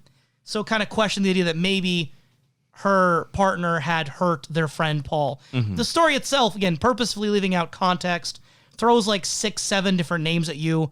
And it reminded me a lot of, and again, this is also where I don't read enough to have a full repertoire here, but it reminded me a lot of Hemingway. In particular, like the Hills, like White Elephants story, where you're thrown into a situation without enough context to have a concrete idea, but you have to read between the lines to get the mood of the piece. Okay. I think this has less of a literal likely answer. The way that Hills Like White Elephants has a more clear answer, I would say. This one I don't think does, but I don't think it's a stretch to believe there was some cheating happening. How far the cheating went, maybe it was just flirting over some gin. Maybe it went further and there were some seeds planted in a bed, if you know what I'm saying. Yes. Yes. Strawberries, alphabets. Some scrotum hearts. Some alphabets. So anyway, otherwise for style, we kind of talked about visual, sound, the kind of the writing. Anything else with the style of it that struck out to you? I mean, again, just generally the differences in performances between the nurse as well as the amputee, the overall use of the film grain, and again, the overall story that goes behind it. I think that certainly paints a well enough picture with it. No, I don't think that there's anything else I can really push onto this, but I still think I'm thoroughly impressed by what I've seen. Themes, again, it's a very short video piece of footage. There's some distrust in relationships, cheating, complications involving like communication. There's the sort of body, I don't say body horror, but the disgusting element of the body.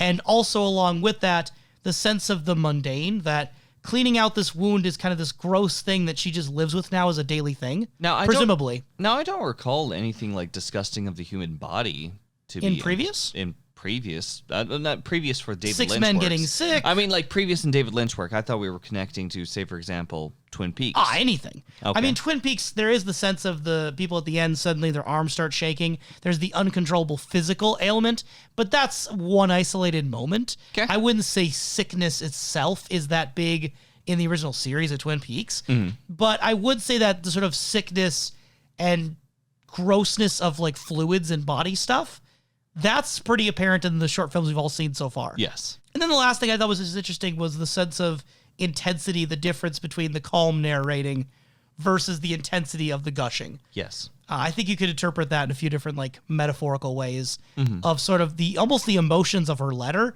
that she's writing very calmly about things that she probably wants to write more violently about, but she's holding herself back maybe. Yeah. Like it would be F you effing Efferson. Yeah. But she's like, dearest person, I think you misunderstand things. She's being very calm about it, but there's some emotion gushing out through an open wound, if you will. Yes.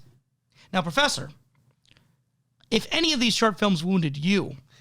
It definitely was not the thing that we would usually talk about next. We'll go to the very next thing and hopefully forget about the thing that was sandwiched in between. So 1988's The Cowboy and the Frenchman. Yeah, dang.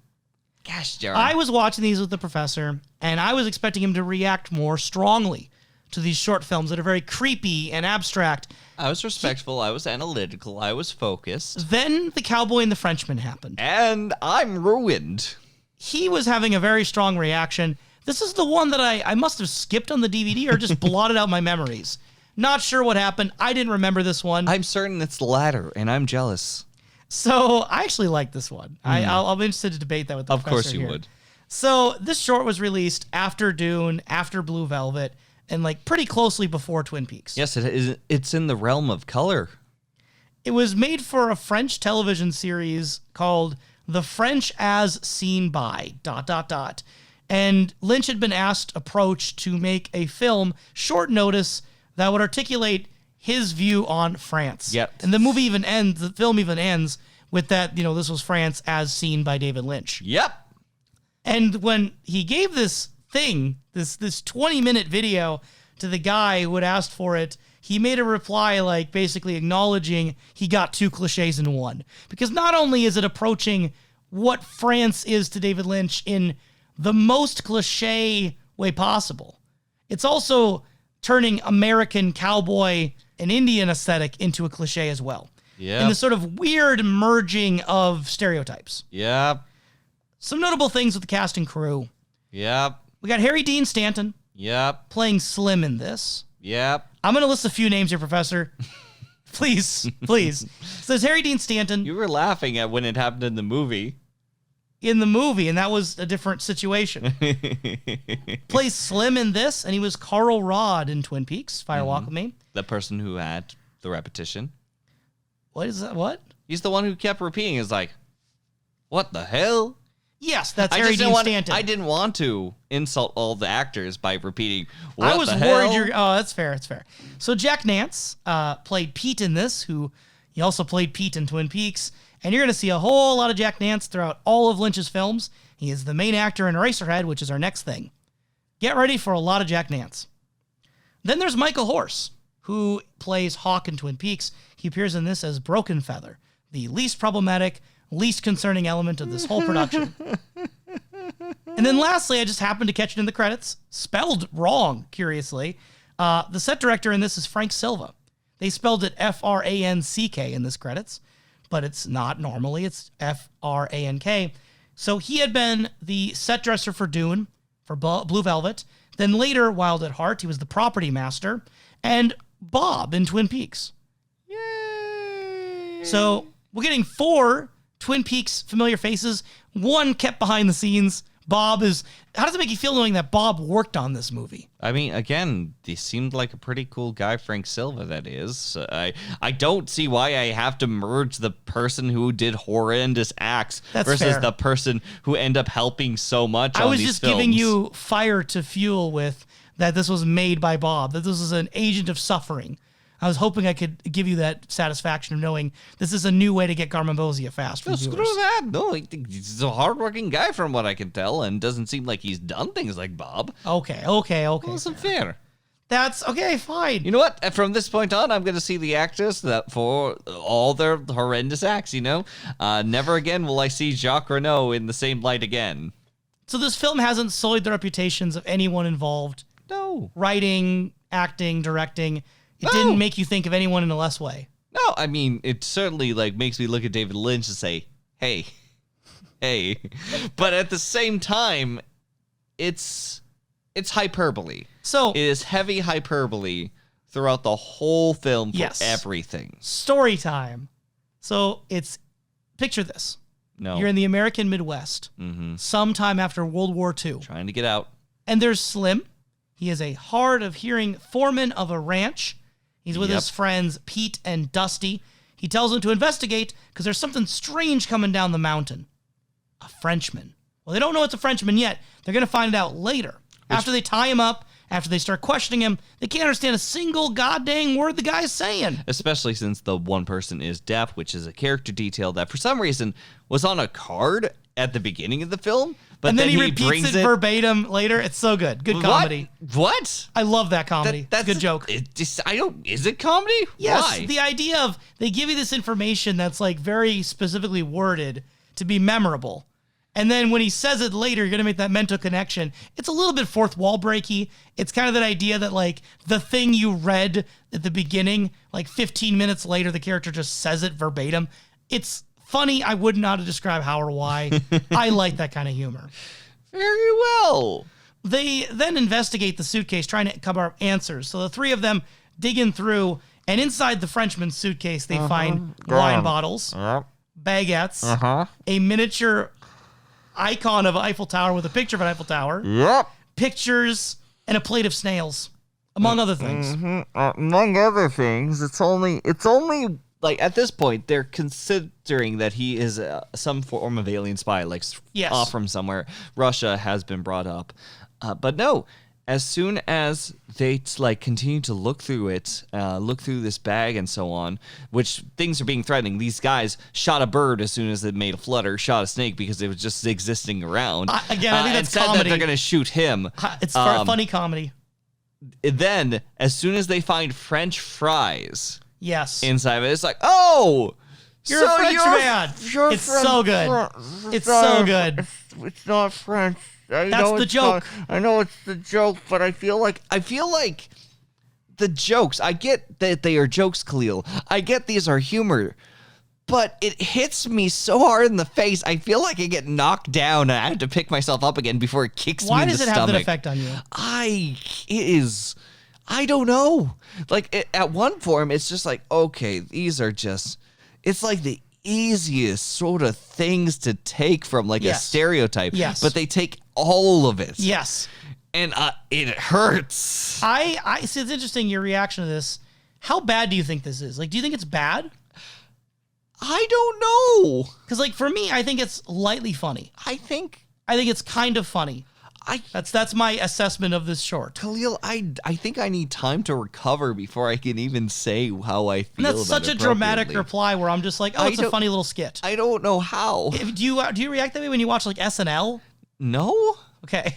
No? I don't know. It just to me seems like a skit. I think it's just kind of a funny little gag. It's just epitomizing the stereotypes as much as possible. Maybe it's because for the most part, these skits end, but this keeps going. Yeah, it's This the keeps length of going it. for about like a 20-minute length. I don't think that's- 26 minutes. I don't think that's really the main thing, though, because you were already reacting strongly in the first, 5 minutes. I was yeah. If this thing would have ended short, you still would have had a strong reaction. It doesn't start light, Kalil. No. I don't get prepared to go up the slope. It smacks you. Well, so you went down the slope the same way that Pierre went down the mountain. Pierre, you might ask, who's that? That's the Frenchman. Now, mind you, here's the fun part, Kalil. Inside of this DVD collection that we have here, there's no subtitles in anything except this. Yes. But even then, it's only when French is spoken. Yep. There's certain words that are mumbled. And they're not some things even are the hard of default hearing. on. They're not on by default. Nope. Instead, you have to either specifically choose the Cowboy and the Frenchman to get this option. Yeah. Or if you view all, it doesn't give you the option. Or you just guess randomly and be like, you know what? Let's check this out, and then adjust In your accordingly pop-up menu. inside your pop-up Yep. menu if you have one. Yeah, it's not the best in terms of user-friendly for distribution. I feel like when you hit view all, it should also have a message telling you this. Now, of course, I find it great that as an American viewing this, it gets you a little bit lost in the moment. And there is, I believe, a value that goes to that. Not knowing the French. To not knowing the French. But then I think to myself, well, how large is the English-speaking audience in France to sort of look at these cowboys and have the reverse sort Probably of bigger than the situation? American audience that knows French. Very likely, Yeah. yes. What I will say, though, is that the main thing you'd miss out on with not knowing the French is Pierre's backstory.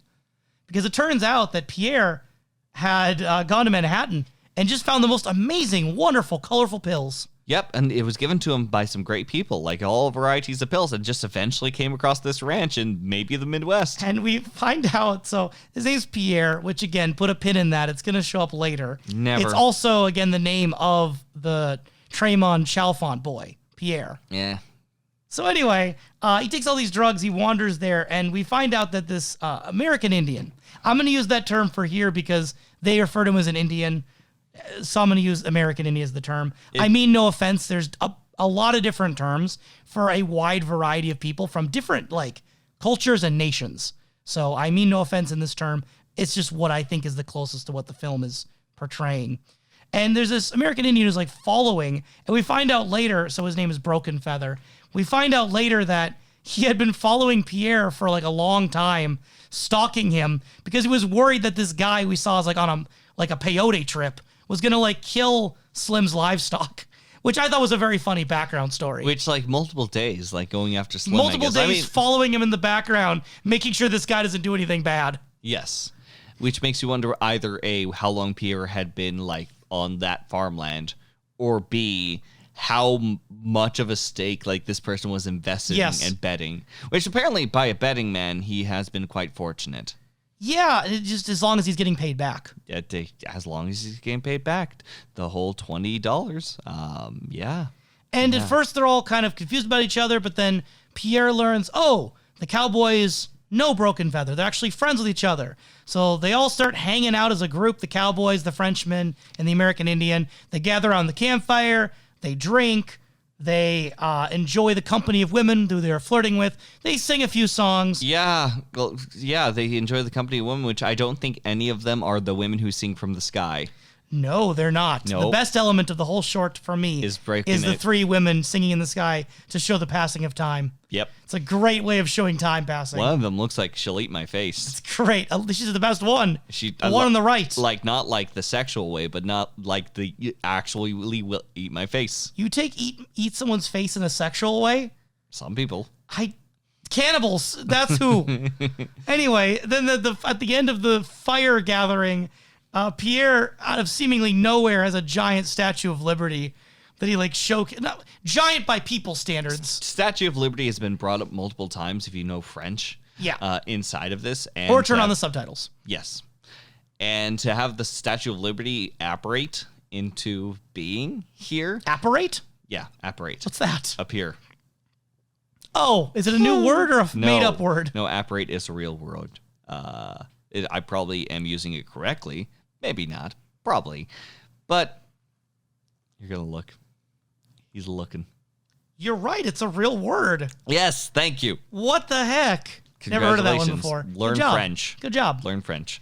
But yeah, no. Most notably, the Statue of Liberty was a gift brought in by the French to the United States to have a Frenchman bring in a miniature version of it.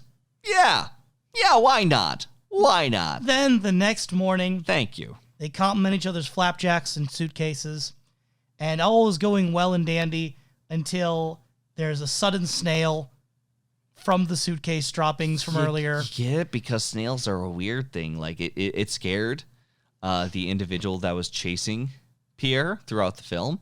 It frightens all these sort of people that end up coming contacted that are the cowboys.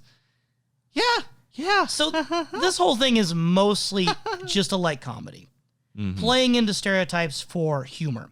Yep. I will say, however, It doesn't play with it. It fully bathes with it. There's literally a transitional scene where we see cowboys, horses jump around. We see almost an Elvis-like dressed individual in somewhat cowboy attire singing away. I say plays with it not to imply lightness, but to imply the attitude toward it, that it's playful with it. If someone was playful and we imagine that playfulness was swimming, splashing, the pool is made of mustard. What? The pool is made I of don't mustard. understand. It is just thick. Oh, okay. You can smell it from a mile away. Okay. It's a I like pool mustard. of mustard. I like mustard. You don't want a pool of it.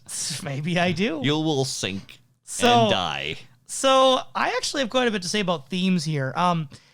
I do think there's some things to read into this, whether it's intentional or not, that the way in which these stereotypes are the only foundation in which these characters can understand each other forms this weird sense of communication where not only there's the language barrier of French versus English, there's also the cultural barrier that some cultural items become kind of like shorthand positives.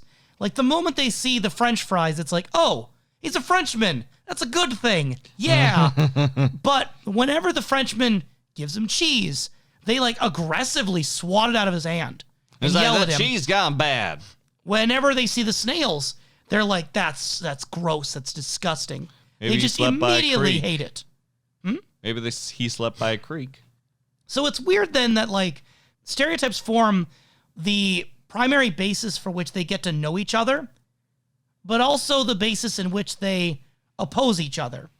And like an example of that kind of stands out to me is when they're at the fire and Harry Dean Stanton's character Slim is repeating over and over again the ooh la la, while the Frenchman Pierre Yippee-ki-yay. is saying the yippee-ki-yay, and they're just like having camaraderie by yelling each other's stereotype phrases in a sort of caricature. Yep. So it's this weird sense of the stereotypes being both harmful but also communication bridges. It's a strange way of like portraying the meeting of world and cultures as two overblown stereotypes smacking into each other. Then there's kind of this overriding theme of friendship portrayed through the friends themselves, but then also like the Statue of Liberty is a sign of like peace or Okay. camaraderie between nations, and how that is contrasted with the sub-theme of deception and like using people. And you see that primarily through the American Indian. It's just like a lingering darkness I feel in the background. What? Because in the French, he talks more than once about how the land was sold for a mouthful of bread. That basically the white Europeans came and just got giant chunks of land from the native peoples by giving them a small amount of bread. I'm sure that's the story goes. I'm sure there was nothing worse that ever happened. Never. No. But no it hints at that problematic idea things. of like these people were kind of used. Yeah. And then later we see our, again, one American Indian representation, Broken Feather. We see him getting literally used out of his money. That he is someone who was owed a debt that was not being paid. And was even just not even like trying to push the payment because he just assumed that the person drank or smoked it away. Which I feel is kind of a subversion of a trope. Now, I don't know if Lynch was doing this on purpose or not, but more of the more negative stereotypes about Native Americans, at least now, you and I have both grown up in areas with rather large Native American populations in Correct. the past. There's the stereotype that Native Americans a lot of them are drunks, alcoholics, that they'll drink and smoke money away. And that sort of stereotype that gets created about these people. Yep. I almost wonder if Lynch is playing with that or unintentionally brought it up, because there's the idea that they're not assuming that about him. It's kind of flipping the script where he's like, he just assumed that the other guy did it. And he's just like, I wasn't even going to bother asking for the money. I do not know how familiar David Lynch is with the Midwest, and I think that might be a striking point with that. That's the question, is we know that with Twin Peaks, his discussions about Fargo, North Dakota, about South Dakota, about Washington, that general Midwest area, and the ways in which Hawk and in the background lingering the Nez Perce, there is something within Twin Peaks that continuously brings up the native peoples of the area. Yes. So I don't think it's outside the realm of possibility. Okay. Not necessarily likely, but could be. Okay. And then the last thing I noticed for themes that I thought was curious, again, maybe not intentional, is that some of the things that in other David Lynch work seem to be forces of negativity are portrayed as generally positive in this one. And so among them, the fire. This is one of those cases where fire is actually kind of a good thing. It's like a gathering where the friends are. They're around the fireplace. Mm-hmm. It's warmth. It's safety. It's a gathering. There's desire and sexuality. The way they're flirting with the women seems to be a more celebratory thing. Yeah. There's no negatives being implied directly. No, directly. there really isn't. No, I mean, no, not directly. It's not portrayed negatively. Nope, not in the media, no. And even the drug element. We talked about that a lot with Twin Peaks, Fire Walk With Me, the drugs, alcohol, the cigarettes, the smoking, and also the pills that brought him here in the first place. Mm-hmm. They're described as colorful, magical pills, and he just shows up and it's like a good thing. Mm-hmm. So in all these cases, fire, desire, drugs, things that in a lot of other Lynch work we're like suspicious of, they're not portrayed bad. No. I think that's really curious. Maybe not intentional, but like, isn't that weird? I mean, it nearly gets him killed if it weren't for, say, for example, the French fries in his bag. So that is one area. It makes him an outward suspicious individual. There's almost like, again, there's like that undercurrent of darkness in this, right? Like, you have these miscommunications where they rely on stereotypes that sometimes are negative. They respond with such negativity, much as the Americans do, the Cowboys do, respond to such negativity with the cheese and the snails. And yeah, they're so violent and distrustful toward outsiders. And it's like there's that Cold War kind of atmosphere going on. Again, in the background. 1988, it's still the Cold War. There's this distrust that it could be a Russian. And there's that sort of violence that can occur with that uncertainty. Okay. I don't know. I think there's a little bit more going on under the hood than just silly lightness, even if that is mostly it. Are you still trying to make up your mind of how you feel about it, though, huh? Very much so, yes. Anything more you want to say about the Frenchman? No, let's please quickly. Goodbye, Frenchman. Oh, I still have more to say. I'm up. As far as connections to other work, I think the idea of Slim being half deaf, people have to yell at him, reminds me of a certain Twin Peaks character. Lil Nicky. Remember how everyone had to yell to Lil Nicky, and then Shelley Johnson spoke so clearly to him? Yes. So Gordon Cole, the use of repetition, this time for humor, but again, repetition is big throughout his works. You know, what the hell, every single time something is brought out of that suitcase. Yep. And then the chickens and hens are being, like, subliminally equated to, like, the men flirting with the women. And it's not going to be the last time in a Lynch short film that someone flirts with a chicken. Yep. On that note, but not related directly, Premonitions Following an Evil Deed, a.k.a. Lumiere from 1996. So this one will take a bit to talk about, I'm sure. Yeah. A lot of time. It is quite a lengthy product. So David Lynch, he got a good opportunity. About 100-year anniversary into cinema and so on. And so he was given a tool with instructions. A camera, specifically. Yes. And it was for this 1995 film. It was going to be a collection of 40 acclaimed directors creating shorts using one of the very early cinematography cameras. The film was going to be called Lumiere et Compagnie. Apologize if I mispronounced that at all. And the rules were kind of rigid. So it had to be a continuous shot captured in a maximum of 3 attempts. No artificial light sources. No sync sounds. That's SYNCH. And the shot could only last a maximum of 55 seconds. The length of one reel of film for the camera. Here's the part that I think is interesting. How much do you think it cost in dollars to make Premonitions Following an Evil Deed? $6. $6? 60.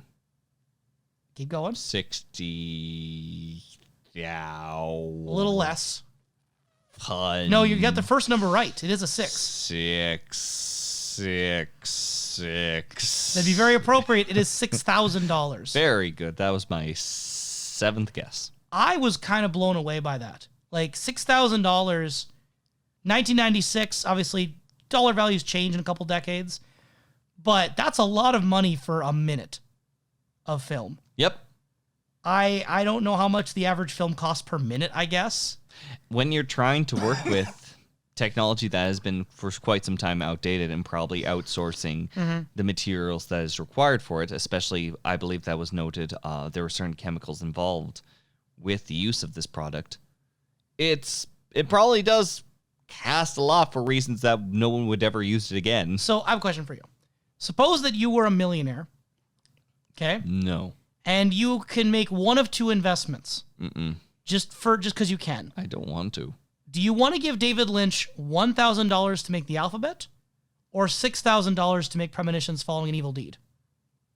Why am I the sole investor? You just are. It's a hypothetical. Is David Lynch only wanting to make one or the other? Professor, it's a hypothetical. It's hypothetical, but these are important bits of information for the hypothetical. Which one do you make? What does he want both? Does he just want one?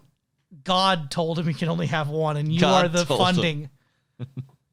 Wait, there's David Lynch, there's God involved. Yeah. And I'm the funding. Yes. Very cool. I would say Lumiere then. Really? Yes. Why is that? I think that I do find a fondness for something like the alphabet. But I do love the concept of taking an old piece, an item such as this, and letting people experience it again. If for an emotional value, sure, but also for the value of a form of preservation, maybe not of the pieces that were made, but of the medium. I think that having something like this that we can now attach to something like DVDs, which I imagine less people would probably be familiar and want to look out for, if not for the names attached. I think that can be important. Sure, maybe it's an advertisement to look into history, but I think it's an effective one for film buffs. Well, okay then. That came out kind of weird. Well, okay then. That's very interesting. I want to get this straight. Yeah. Instead of like the sincere, okay then, like I understand. You said that sounded weird. So you went so you went for Ace Ventura. I heard Ace Ventura too. Like not the sequel, but that as well. I might keep that in the pod. I think that's a funny exchange we just had. Anyway. It's interesting. I get what you're saying though about the value for not just for film history, but also for giving David Lynch the opportunity to make that. Mm-hmm. The problem for me is that if I were ranking these 9 films, I'd probably give Premonitions Following an Evil Deed / Lumiere second to bottom for me, for personal favorite. And Alphabet might be like 2 or 3 top. Okay. I really like the Alphabet. So for me, I'd give the $1,000. I think the Alphabet's the more interesting piece of work for me. Mm-hmm. But I respect what you're saying about the craftsmanship behind it. And the technology behind it. And the technique, because again, they had very, very limited use of it. Like, he had to skirt around the rules to make this even work, because he creates the appearance of 5 different locations based on how he was able to close the shutter on the camera and then move to different sets. Yep. So, yeah, to actually put this together, it's quite impressive on a technical level. Yep, and not only that, but I do find that the style used with it and the horrifying, harsh lights used with it, I think that this is most certainly the closest thing to a sci-fi horror that I've seen from David Lynch. I don't see the sci-fi part. I agree on the horror part. I say it's sci-fi because the cloth masks that come from the individuals who have the person in the large tube, it seems more fleshy just from the light alone. Interesting that you would say that. And again, the use of the giant tube, of all things. I don't know about many cults or individuals of groups that gather together, but a tube investment seems like a lot. That's what Google thought when they bought YouTube. So, to make it more clear for those who may not have seen this short film, there's a variety of shots here, and Kalil, I believe that you have them listed in a specific order. I very much do.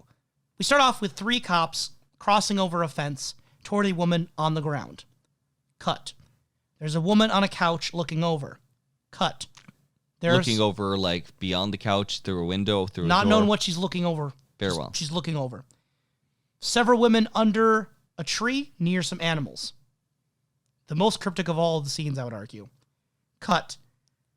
Men with cloth masks over their faces walking around a tube with a nude woman inside. One of them is repeatedly hitting the tube with what may be an electric rod. And then there is used to make this go into the next part, a flame, almost as a transition. Then there's the woman on the couch from before, standing up, joined by a man and a cop at the door. And that is the film. Yep. So, in terms of interpretation here, we both agree a young woman was probably killed. The cops find this body. Taken and or killed. We see a body on the ground. We see a body on the ground, And the cops go toward the body. Well, the thing is that we have to put an order of the event. Say, for example, when she is walking away, like, towards whatever she is, if this is the same figure from the first shot to the third or fourth shot of someone looking off into the distance, one of these women, and then one of these women is found limp on the ground. It's really dependent on whether or not you think the cops might be involved. I think it's pretty clear the woman on the ground is dead. I think it's pretty clear that she is, at the very least, not fully conscious. Yeah. So. And they are presumably then the officers going to tell the parents of the girl. Yes. The bad news, whatever that might be. Mm-hmm. The more mysterious elements are the women under the tree with the animals. Yep. And the men with the cloth masks over their faces in the test tube area. Mm-hmm. With the regards to the cult-like group, I think there's 3 distinct possibilities that come to my mind. There might be more than 3, but these are the 3 I came up with. Okay. One is that they are a literal underground cult-like group that probably was involved in the killing, seeing as how they torture women. Mm-hmm. The second possibility is that they aren't literally a cult-like group, but they maybe represent the sadistic inner fire of the person responsible, the killer or abductor. And then third, which is my preferred interpretation, is that the vision we see, it's the premonition in the title, right? Yes. That this is what the woman on the couch, the mom, is imagining might happen to her daughter. It's like a worst case scenario. What if my daughter was kidnapped, stripped, put in a tube, and tortured by a bunch of masked men? Why a tube? Why not a tube? Why? It's a specific fear. Yes. I mean, it could have been anything. It could have been a medieval torture rack. Yes. But her mind interpreted this weird tube thing. Mm-hmm. I don't know what to do with the women under the tree. I mean, what do you think of them? Something so innocent, sitting around, minding their own business, but just purely having an experience before one is, like, sent away by something that has grasped their attention. This is the first David Lynch work you've seen that was made after Twin Peaks. Okay. What do you think of that? It exists as much as I imagine, like, the pieces beforehand exist. Maybe there's influence that drives it forward. Maybe there's pieces of this that'll go into the return. For me, at this moment, it's so short of an experience that I couldn't really tell you too much. I suppose that it certainly involves engagement of characters in a more serious setting than, say, for example, the Cowboy and the Frenchman. That it seems like a more of a narrative. And, okay, that sounds like an insult. It seems like something more concretely. I don't think it's an insult to say something as more or less of a narrative. I could see why someone else would, but I don't think a narrative is automatically a good or bad thing. I think that someone can more concretely sort of see the situations and work out a story, as opposed to, say, for example, the grandmother. There's a plot. There's a clear plot. Clearer plot, yes. So you would say this is clearer than the grandmother, though? This is clearer than the grandmother, yes. I think... Here's the thing. Clarity does not always mean that you have more answers coming out of it. Right. I think clarity is something that can take someone by the hand and lead them along a little bit easier. I think it's hard for me to decide between the two because I think most people who see the grandmother can suss out the idea that it's a boy who's being mistreated by parents and finds comfort in a grandmother who then dies. Yeah. That, like, basic story, I think is just as accessible as this short film that a woman got killed or abducted, maybe by this group, and the cops are telling the parents. Yeah. I think both have a similar level of unknown then involving the reality and the specifics of those things. Okay. I view them on pretty equal levels. I think that I view this more on a level of that clarity, mainly because we are still caught inside of one stylistic realm. Okay. Like, we are shot by shot inside of the world itself, even if it is a world through someone's lens So of the abstract imagination. art of the grandmother makes it more obfuscated. Yes. Okay. As far as themes go, we got tragedy, loss, the sort of hidden evil, secrecy, murder kind of route. The nudity and sexuality, I feel like, is kind of latent in there. Mm-hmm. More subdued in the background, but definitely there. Mm-hmm. In terms of connections to anything else, I mean, the loss of a young woman informing the parents, the grief, I think in Laura Palmer, but it's obviously such a very different story. The no dialogue, minimal soundtrack reminds me of a lot of other early David Lynch works. Okay. That's about all I got. Very well. Now, is there anything else you want to say before we break into the possibly the most horrifying David Lynch short film? Please no. Please no. Oh God, no. Why no? No, no. Not saying for the work scope I think you're beforehand. looking for the words of David Bowie in Fire Walk with Me playing Hell Agent God. Philip Jeffries. Babe damn no. But not for the works from before. I actually quite enjoyed a majority of them. I'm still debating on one of them.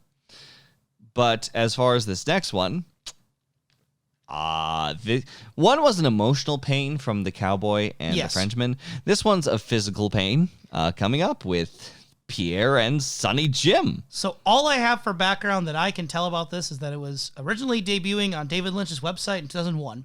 It is currently available on YouTube. I don't know any other background behind this thing. I imagine David Lynch made it by himself. Maybe some other soul helped him. But I do not think this had a big enough operation to have a lot of trivia. Hey, listener, if you know a lot about Pierre and Sonny Jim, I would actually be very interested to know the context of this particular work. You can contact us via Twitter at SnakeEyeDreams1. That is the numeral 1, as in only one can survive between Pierre and Sonny Jim. Spoiler, neither of them do. Or our email at snakeeyedreams@gmail.com, as in, mail us why we even are involved with this. Kalil, why did you curate this selection? This is definitely the most suspicious one I've curated because the first 6 were all part of that collection. Mm-hmm. And they're pretty much canonized as like the main David Lynch short stories. Fire Pozar and What Did Jack Do are recent examples of his work. I included Pierre and Sonny Jim, one, because I thought it showed off how dumb his comedy can be and how just silly and unimportant it can be. Mm-hmm. And then mainly for the title, Pierre and Sonny Jim. So Pierre, we've already met as the Frenchman and as the Chalfont Tremont boy. Sonny Jim, put a pin in that. Oh, why? No. Listeners, you know. What? Do they? Yeah. Like maybe, depending on what media they've encountered with David Lynch, they know about Sonny Jim. But the main thing is, again, the name as well as the type of comedy this is. So, Professor, you watched Pierre and Sonny Jim. What happened in Pierre and Sonny Jim? Yeah. Sound. Painful sound. Okay, so whapping. Give me your interpretation of events in the most literal way. Literal way here. Glove people. Glove people. Face is on the glove people with the large nostrils. Yes. Making horrible sound. And what do you interpret these two characters to be? Are they brothers? Are they friends? Are they? It's Pierre and Sonny Jim. Do they know each other? I don't know. Do you sense a familial bond between them? I'm sensing irritation. Are they irritated at each other? I'm irritated at them. Are they irritated with you? I'm beyond the fourth wall. Probably not. Okay.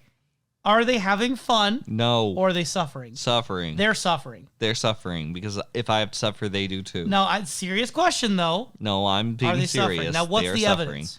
One of them, their head falls off. I agree with you. But what if they're having so much fun their head falls off? No. I agree with you. It's probably more the fear factor in them. Fear. One of them, after like 2 minutes of screeching, like falls. Like their head pops off a little bit and they just fall, leaving just the one left. Now, I like to believe, I don't know about you, I like to believe Pierre's on the left and Sonny Jim's on the right. Left and right from our perspective. So I like to believe it goes Pierre, Sonny Jim in that order, left to right for the viewer. So I believe that Sonny Jim falls first. I believe that after the camera turns off, everyone who exists in that existence dies peacefully. So nothing's peaceful in that world. So Pierre, he eventually falls at the end, but before that, he sees Sonny Jim fall and his like whimpering noises like quiet. Mm-hmm. What do you make of that? Sadness. Okay. Sadness that his friend Sonny Jim has died. Okay, good. This is all available on YouTube, my friend. I think you understand. I'm glad we included this one. I endured it. I don't know about you, but I endured. I survived. Also, their heads kept Pierre getting... and Sonny Jim survivor. Their heads kept getting bigger and inflating as the video went on, which I like to believe is probably part of the pain. That their heads are swelling. Mm-hmm. That would cause pain. Maybe. If you and we were the Pierre and Sonny Jim, we were just standing out by some farmland, and our heads started to swell and swell and swell and swell and swell, and then I just suddenly died, would your whimpering quiet? It really depends, because it seems that they didn't stop like making sounds the whole entire time. Because they were screeching. For the style section of my notes, I put nothing. I literally left it blank. Sound design was really good in this. I think it accomplished goals. I don't think it's meant to sound pleasant. It's meant to sound grating, as much as I can interpret intention behind it. I think it cohesively works as the sounds of unintelligible suffering of two children, probably, with balloon heads. This is not my least favorite, by the way. When I said like Premonitions was my second to bottom, this is not the bottom. I like this one. I like this one a fair amount. Because it's so stupid. I got to appreciate it on some level. If only it were as long as, say, for example, Premonition. Only as long the 55 as seconds. The Frenchman and the Cowboy, 26 minutes. Did I say 55 seconds? Did I say 55 minutes? I meant 55 seconds. God, if only. If only. If only. For themes, I put childhood, the unknown blur between joy and suffering, and animal noises and communication issues. Recurring ideas. Every time I look at Pierre and Sonny Jim in my mind's eye, I can't get the sound out of my Kalil. Out of my head. Out of your Kalil? Out of my Kalil. You did this to me, Kalil. I like that one. I can't escape this. It struck me as funny, Kalil. It struck me. So, striking a match into our next one, we have Fire Pozar. Originally made in 2015 as a collaboration between David Lynch and Polish-American musician Marek Zabrowski, who also worked with Lynch on Inland Empire and Polish Night Music, which was an album. Okay. It got released finally in 2020 on YouTube through David Lynch's main channel. From what I could tell just by Google Translate, Pozar, the secondary title in parenthesis, is simply Polish for flame or fire, like the noun form. Oh. Not like to fire someone from a job, in case that would be at all unclear. Unless you want to very physically burn them. You want to walk us through the events on this one since you were so cowardly about Sonny Jim and Pierre? No. Why not? Burn. Okay. Well, fine. So we have this story taking place of like an enclosure that the professor, when you were watching, said it looked like a fireplace. Like it looked like a fireplace. It looked like a small hole in which fire would happen. That thematically makes so much sense that, yeah, probably. Yeah, and it makes so much more sense when the first thing that we see is a very long-armed man, before asking to return the slab or suffer his curse, strikes a match, and a fire is lit. And when the smoke like appears from the fire, we see like his like color invert, like an inverted form of him in the smoke. Mm-hmm. It then cuts to a house and a tree in a field. Really lingers on that scene of the house and tree in a field. Before a hole is burned in the sky, it kind of looks like a sun, But that's definitely a hole in the sky that's been burned by like a match, because then a weird looking head pops out with this sort of squirmy creature. Which, by the way, the squirm happens through his shadow and not through his physical form. Like the darker side, if you will, as opposed towards this, And it's kind of weird because like it's not the exact same thing as like the foamy parts of like the people and the grandmother, but it really does resemble that, right? Like good old whites and blacks, yeah. It's kind of crazy considering how much time, like we're talking about 30, almost 40 years of time difference between these projects.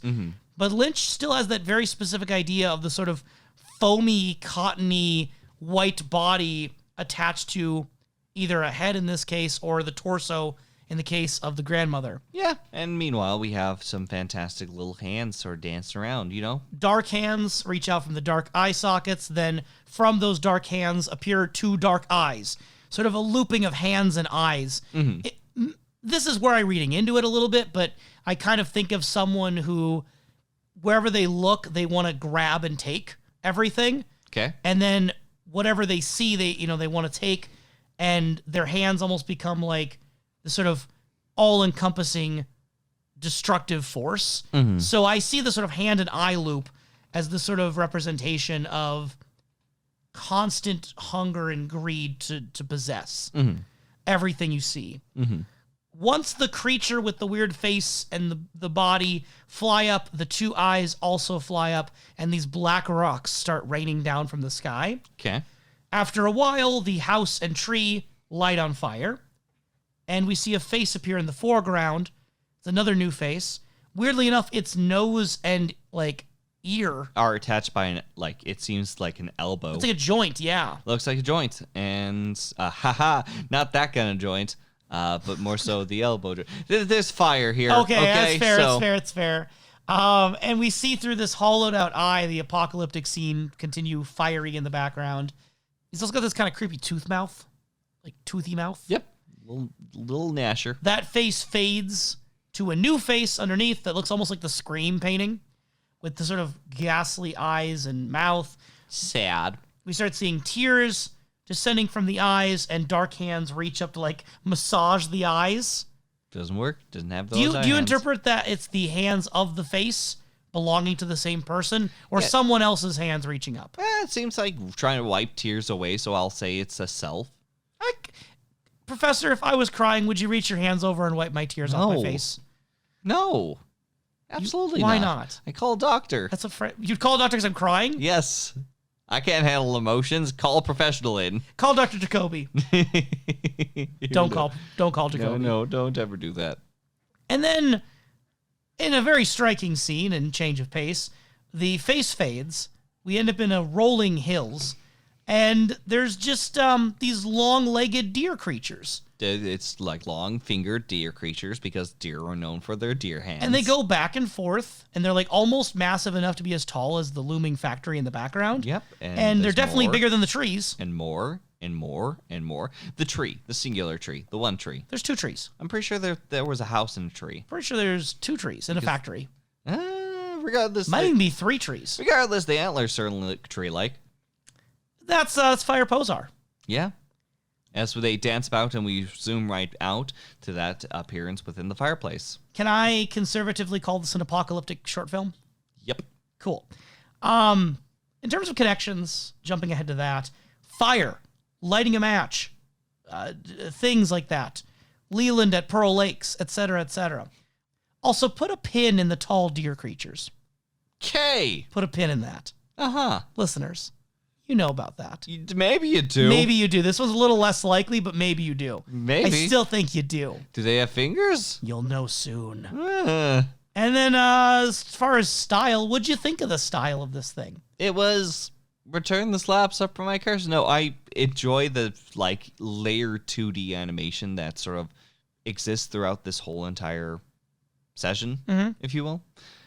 It is something that I think does what one of Lynch's strengths is to press a mood forward and let you kind of get carried away by it. Yeah. I don't know as much of interpretation, if you will. That one's a little bit more difficult. I think that's the most difficult one for me for here. This is the most difficult to interpret? Yes. I mean, again, I think it's apocalyptic. I think there's the idea that someone has an evil idea, they strike the match, And as a result of that idea, that match being struck, there is a form of suffering, that a hole got burned through the sky, evil was let through that hole, and it ended up tearing everything apart, resulting in sadness and destruction. I also kind of want to read an environmentalist message out of it. Not necessarily, again, on purpose, but the single factory. Why would you ever want to put up an environmentalist message here at this time and day, around this point of recording, in which there's weather predictions such as smoke? Why? So, stay safe, everyone. Stay safe. So anyway, fire, destruction. That lone factory in the background still has me suspicious. And the sort of reclaiming of the land by these mutated animal creatures at the end. I don't know. Kind of like there's an environmentalist message you could read into it pretty easily. In terms of style, like, yeah, it's got some similarities to like early Lynch films, the no dialogue, the sort of his art style leaking through in his visuals. But the thing that separates it the most, probably stylistically for me, is the music. Okay. That this is not like wet flesh sounds and like ambient noise droning. Nope. That it is this composer. I think that the contribution that's made here by Marek Zabrowski is pretty important to the work and the mood. It's very dreary. It's very dreary and intense. Yep. Nope. There's no... I can't see any happy times coming out of this. I can't... If you hear someone who says, yep, you know what, Fire Pozar, it's my favorite comedy of the year, run. Do you sense any happy times coming out of What Did Jack Do? Don't insult me like this. What do you mean? What did Jack do, indeed? We get a... Let's set the scene, shall we? We get... David Lynch's 74th birthday. It is? Netflix released What Did Jack Do in 2020. Yeah, okay, so on a 74th birthday. That's very neat. A very strange number, but by all means, the number 74. David Lynch, he's working with his wife, Emily Stoffel, Actually- who plays the waitress. Okay, actually, let me check something. Yes. I'm curious on this. Yes. When was David Lynch's first short film? That would have been way back in, I believe, 1966 with Six Men Getting Sick. When was his first film? First film is Eraserhead, Okay. which is over in 1978. Damn it. Okay, so there's nothing to do with 1974, I imagine. What do you mean? Because I'm thinking like number 74, if there's any significance on whether or not it mattered that was his 74th birthday. I don't think so. Okay. The Amputee was made in 1974. Okay. Nope. It's an anniversary of Netflix's favorite short film. Literally, all it is that Netflix released it on his birthday. That's all this is. Aw.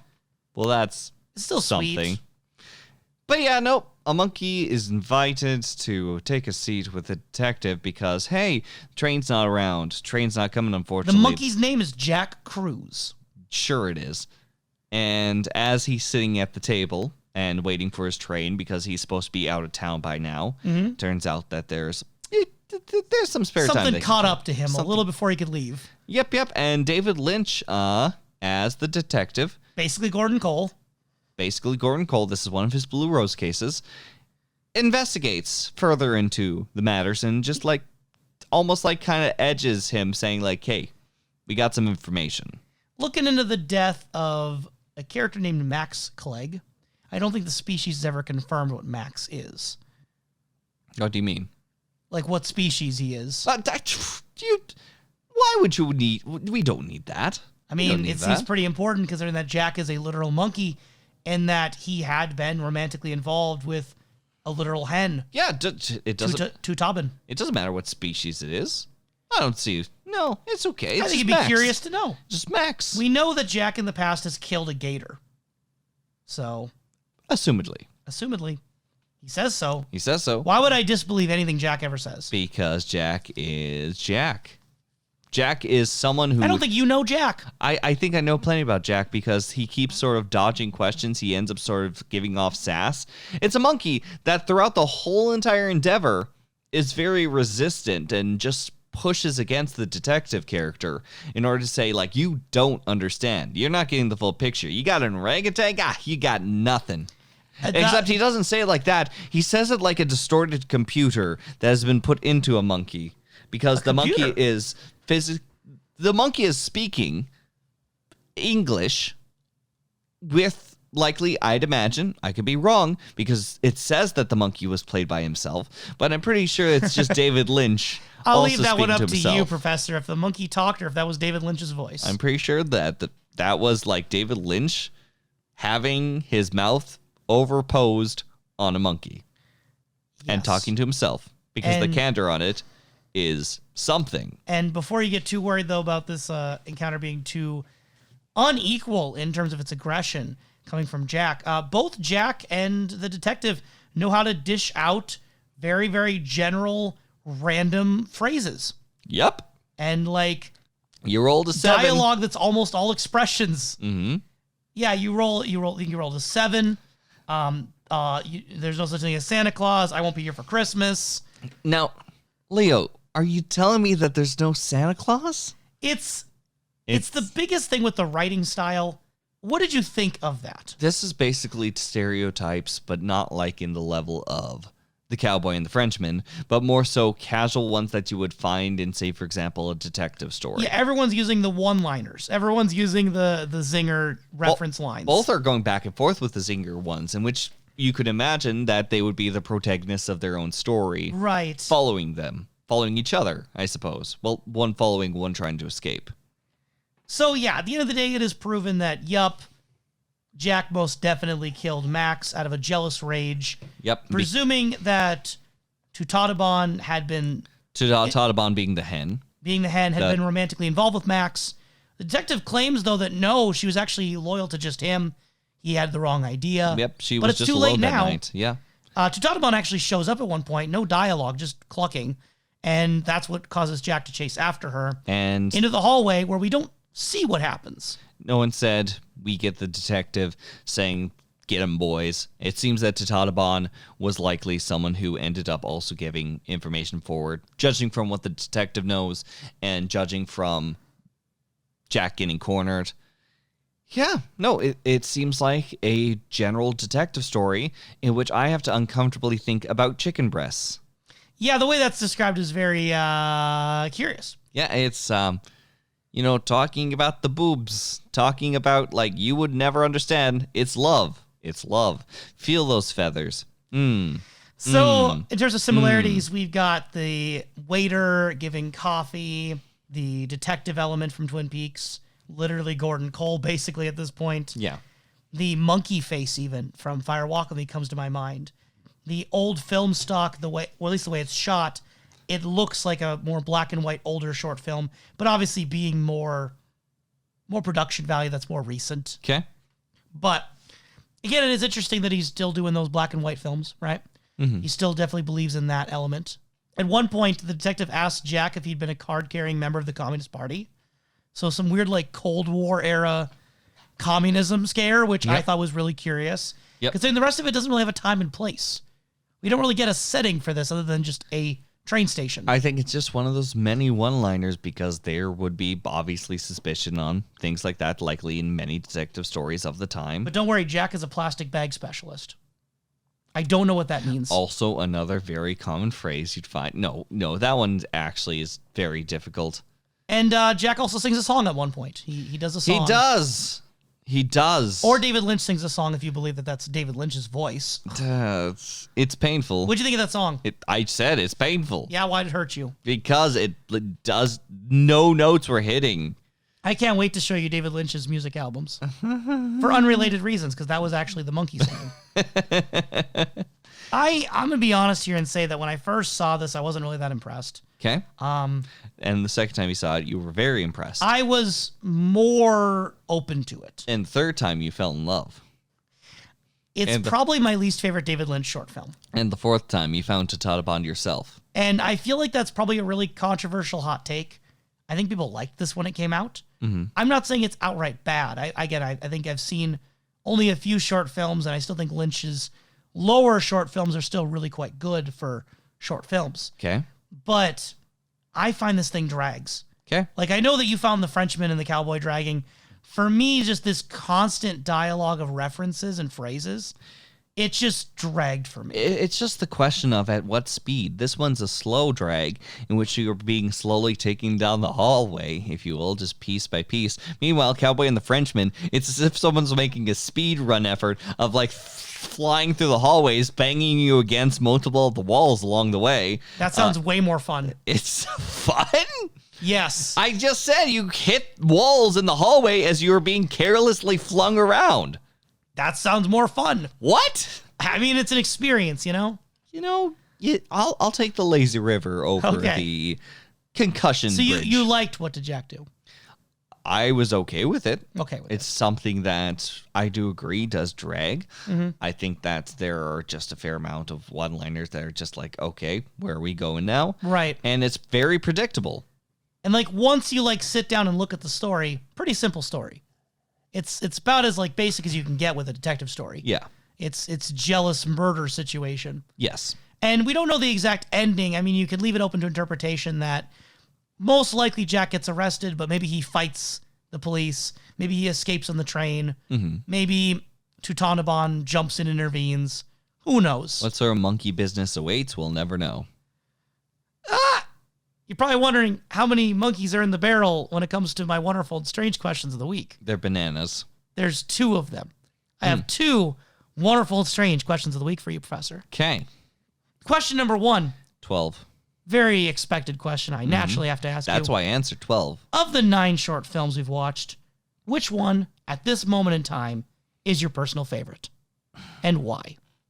Subjective, totally just your opinion. It doesn't have to be the best one, just the one you like the most. This is harder than you think, because liking a film, this is going to be wild. I'm ready, man. Drag me down the hallway. Liking a film is not just recognizing the merits of the film itself and recognizing the quality of the film of itself, or even just, I would even say, liking those aspects. But it's also the engagement that you get with memories, with how it stands out in your head, and just that sort of feeling you'll get that it sticks with you. Yes. And you've only You'll seen these remember like it. in one day. And We have I will- gruelingly watched these in one day So twice. that's where I have to get a little predictive here, because I would like to tell you that mine was going to be something like the alphabet or something that is fantastic, like, because I thoroughly think quality-wise, the one that stands out the most is Lumiere. Genuinely, I do think that there Premonition is... following an evil deed. Yes. I think that's capturing a story so quickly and so finitely in just those moments using that bit of technology, I do find very impressive, especially what is used there. It is the most valuable work to me that comes from this, in the value of what I think gives forward from David Lynch in his work with cinema. And so that's the one that gives me the most positive feeling Okay. that you could attribute to like. But then we have that external factor there. And that is going to be the thing that sticks in my memory the longest. Yep. The feelings and emotions that I will likely have ever referencing back to you, not towards the merits of what I believe is good or right with the film. Say it. Likely, the one that I will end up liking the most is the Cowboy and the Frenchman. And That's problematic, Professor. It is.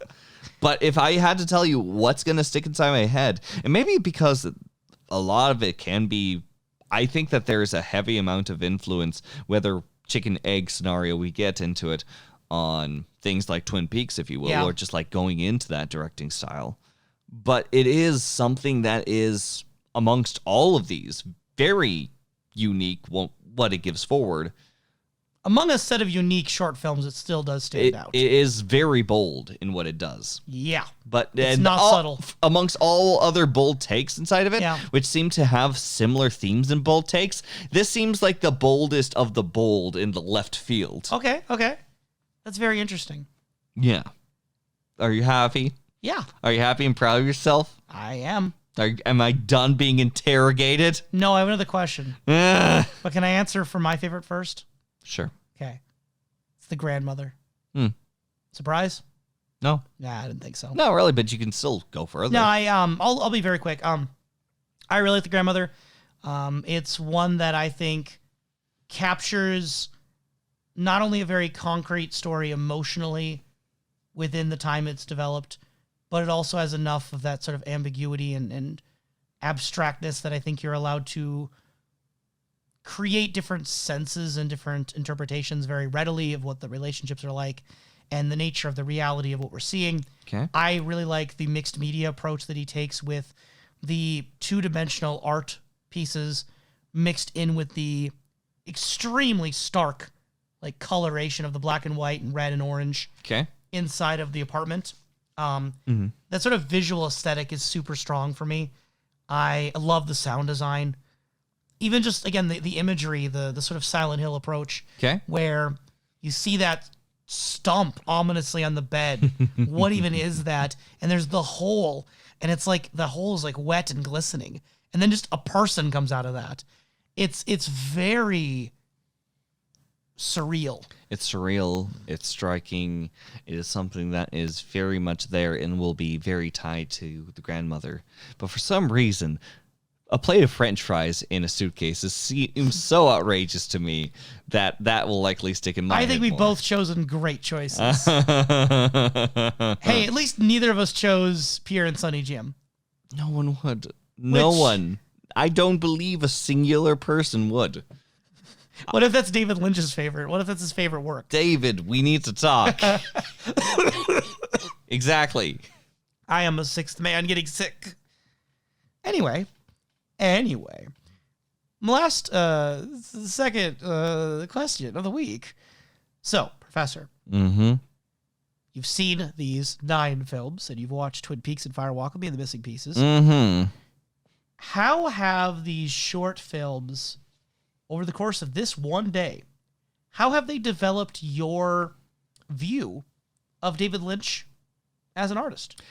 It's something in which I think I mentioned earlier in this podcast before, but I kind of wish that I have seen more of those mixed medias. I think that he has a talent for them, and even if he uses other people's hands if he wants to explore that, I think that I would really like to see some more films that do explore more than just what's on camera. There's still heavily a talent into that, especially when you're working with something cohesively. Mm-hmm. But there is something that is very unique on what people will walk away from when they see appearances like with Fire Pozar, when they look at some of the more animated section of The Grandmother, when they sort of try to like sit and figure out whether in a box or in an actual room or being a box in a room, when you're trying to work out something such as the 6 people getting sick. Mm-hmm. It's playing with the medium enough that remains heavily unexpected of what's to happen next. And I do think that it's done to an extent in Twin Peaks, but if there's one thing I'm looking forward to looking in his larger filmography is hopefully wanting to have that same, wanting to mix those medias for wanting to make these paintings, if you will, these moving paintings. Okay. So you mentioned before that, like, and this is not a question I originally planned, but just kind of as you were talking made me think of it. More interrogation. You mentioned before that you've seen a lot of Twin Peaks influence in other works that you've enjoyed, and, yes. and you can hear how those works are influential. Do you know of any art that you've seen that either, like, the creators were inspired by David Lynch specifically, or that you could just kind of sense that there's a similarity to David Lynch's short films? Not Twin Peaks, but like, because I mentioned Silent Hill, that I see Silent Hill in The Grandmother. I'm wondering, when you saw any of these 9, did you see anything in these 9? A lot of these likely deal in genres that I have hardly really touched the surface on.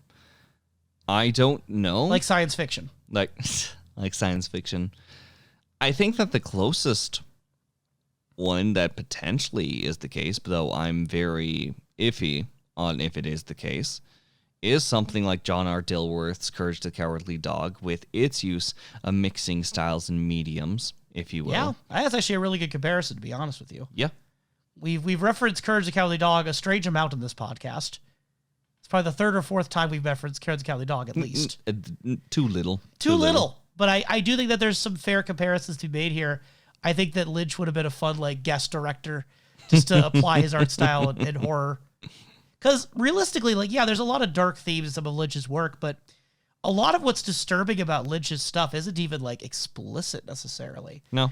Some of this stuff is obviously too sexually charged to put in a kid's show, but could Lynch craft something in the Courage the Cowardly Dog vein? Yeah, I think he could. No, I think very much so. It's using that surreal element of taking something, turning it to a grotesque level at points, and then playing with that with different just general styles. There's nothing really fully consistent with Courage the Cowardly Dog throughout its series. We see claymation. We see a use of 2D on top of a larger scape of 2D animation that blends things such as overall filters. That and infamous CG shot toward the last episode.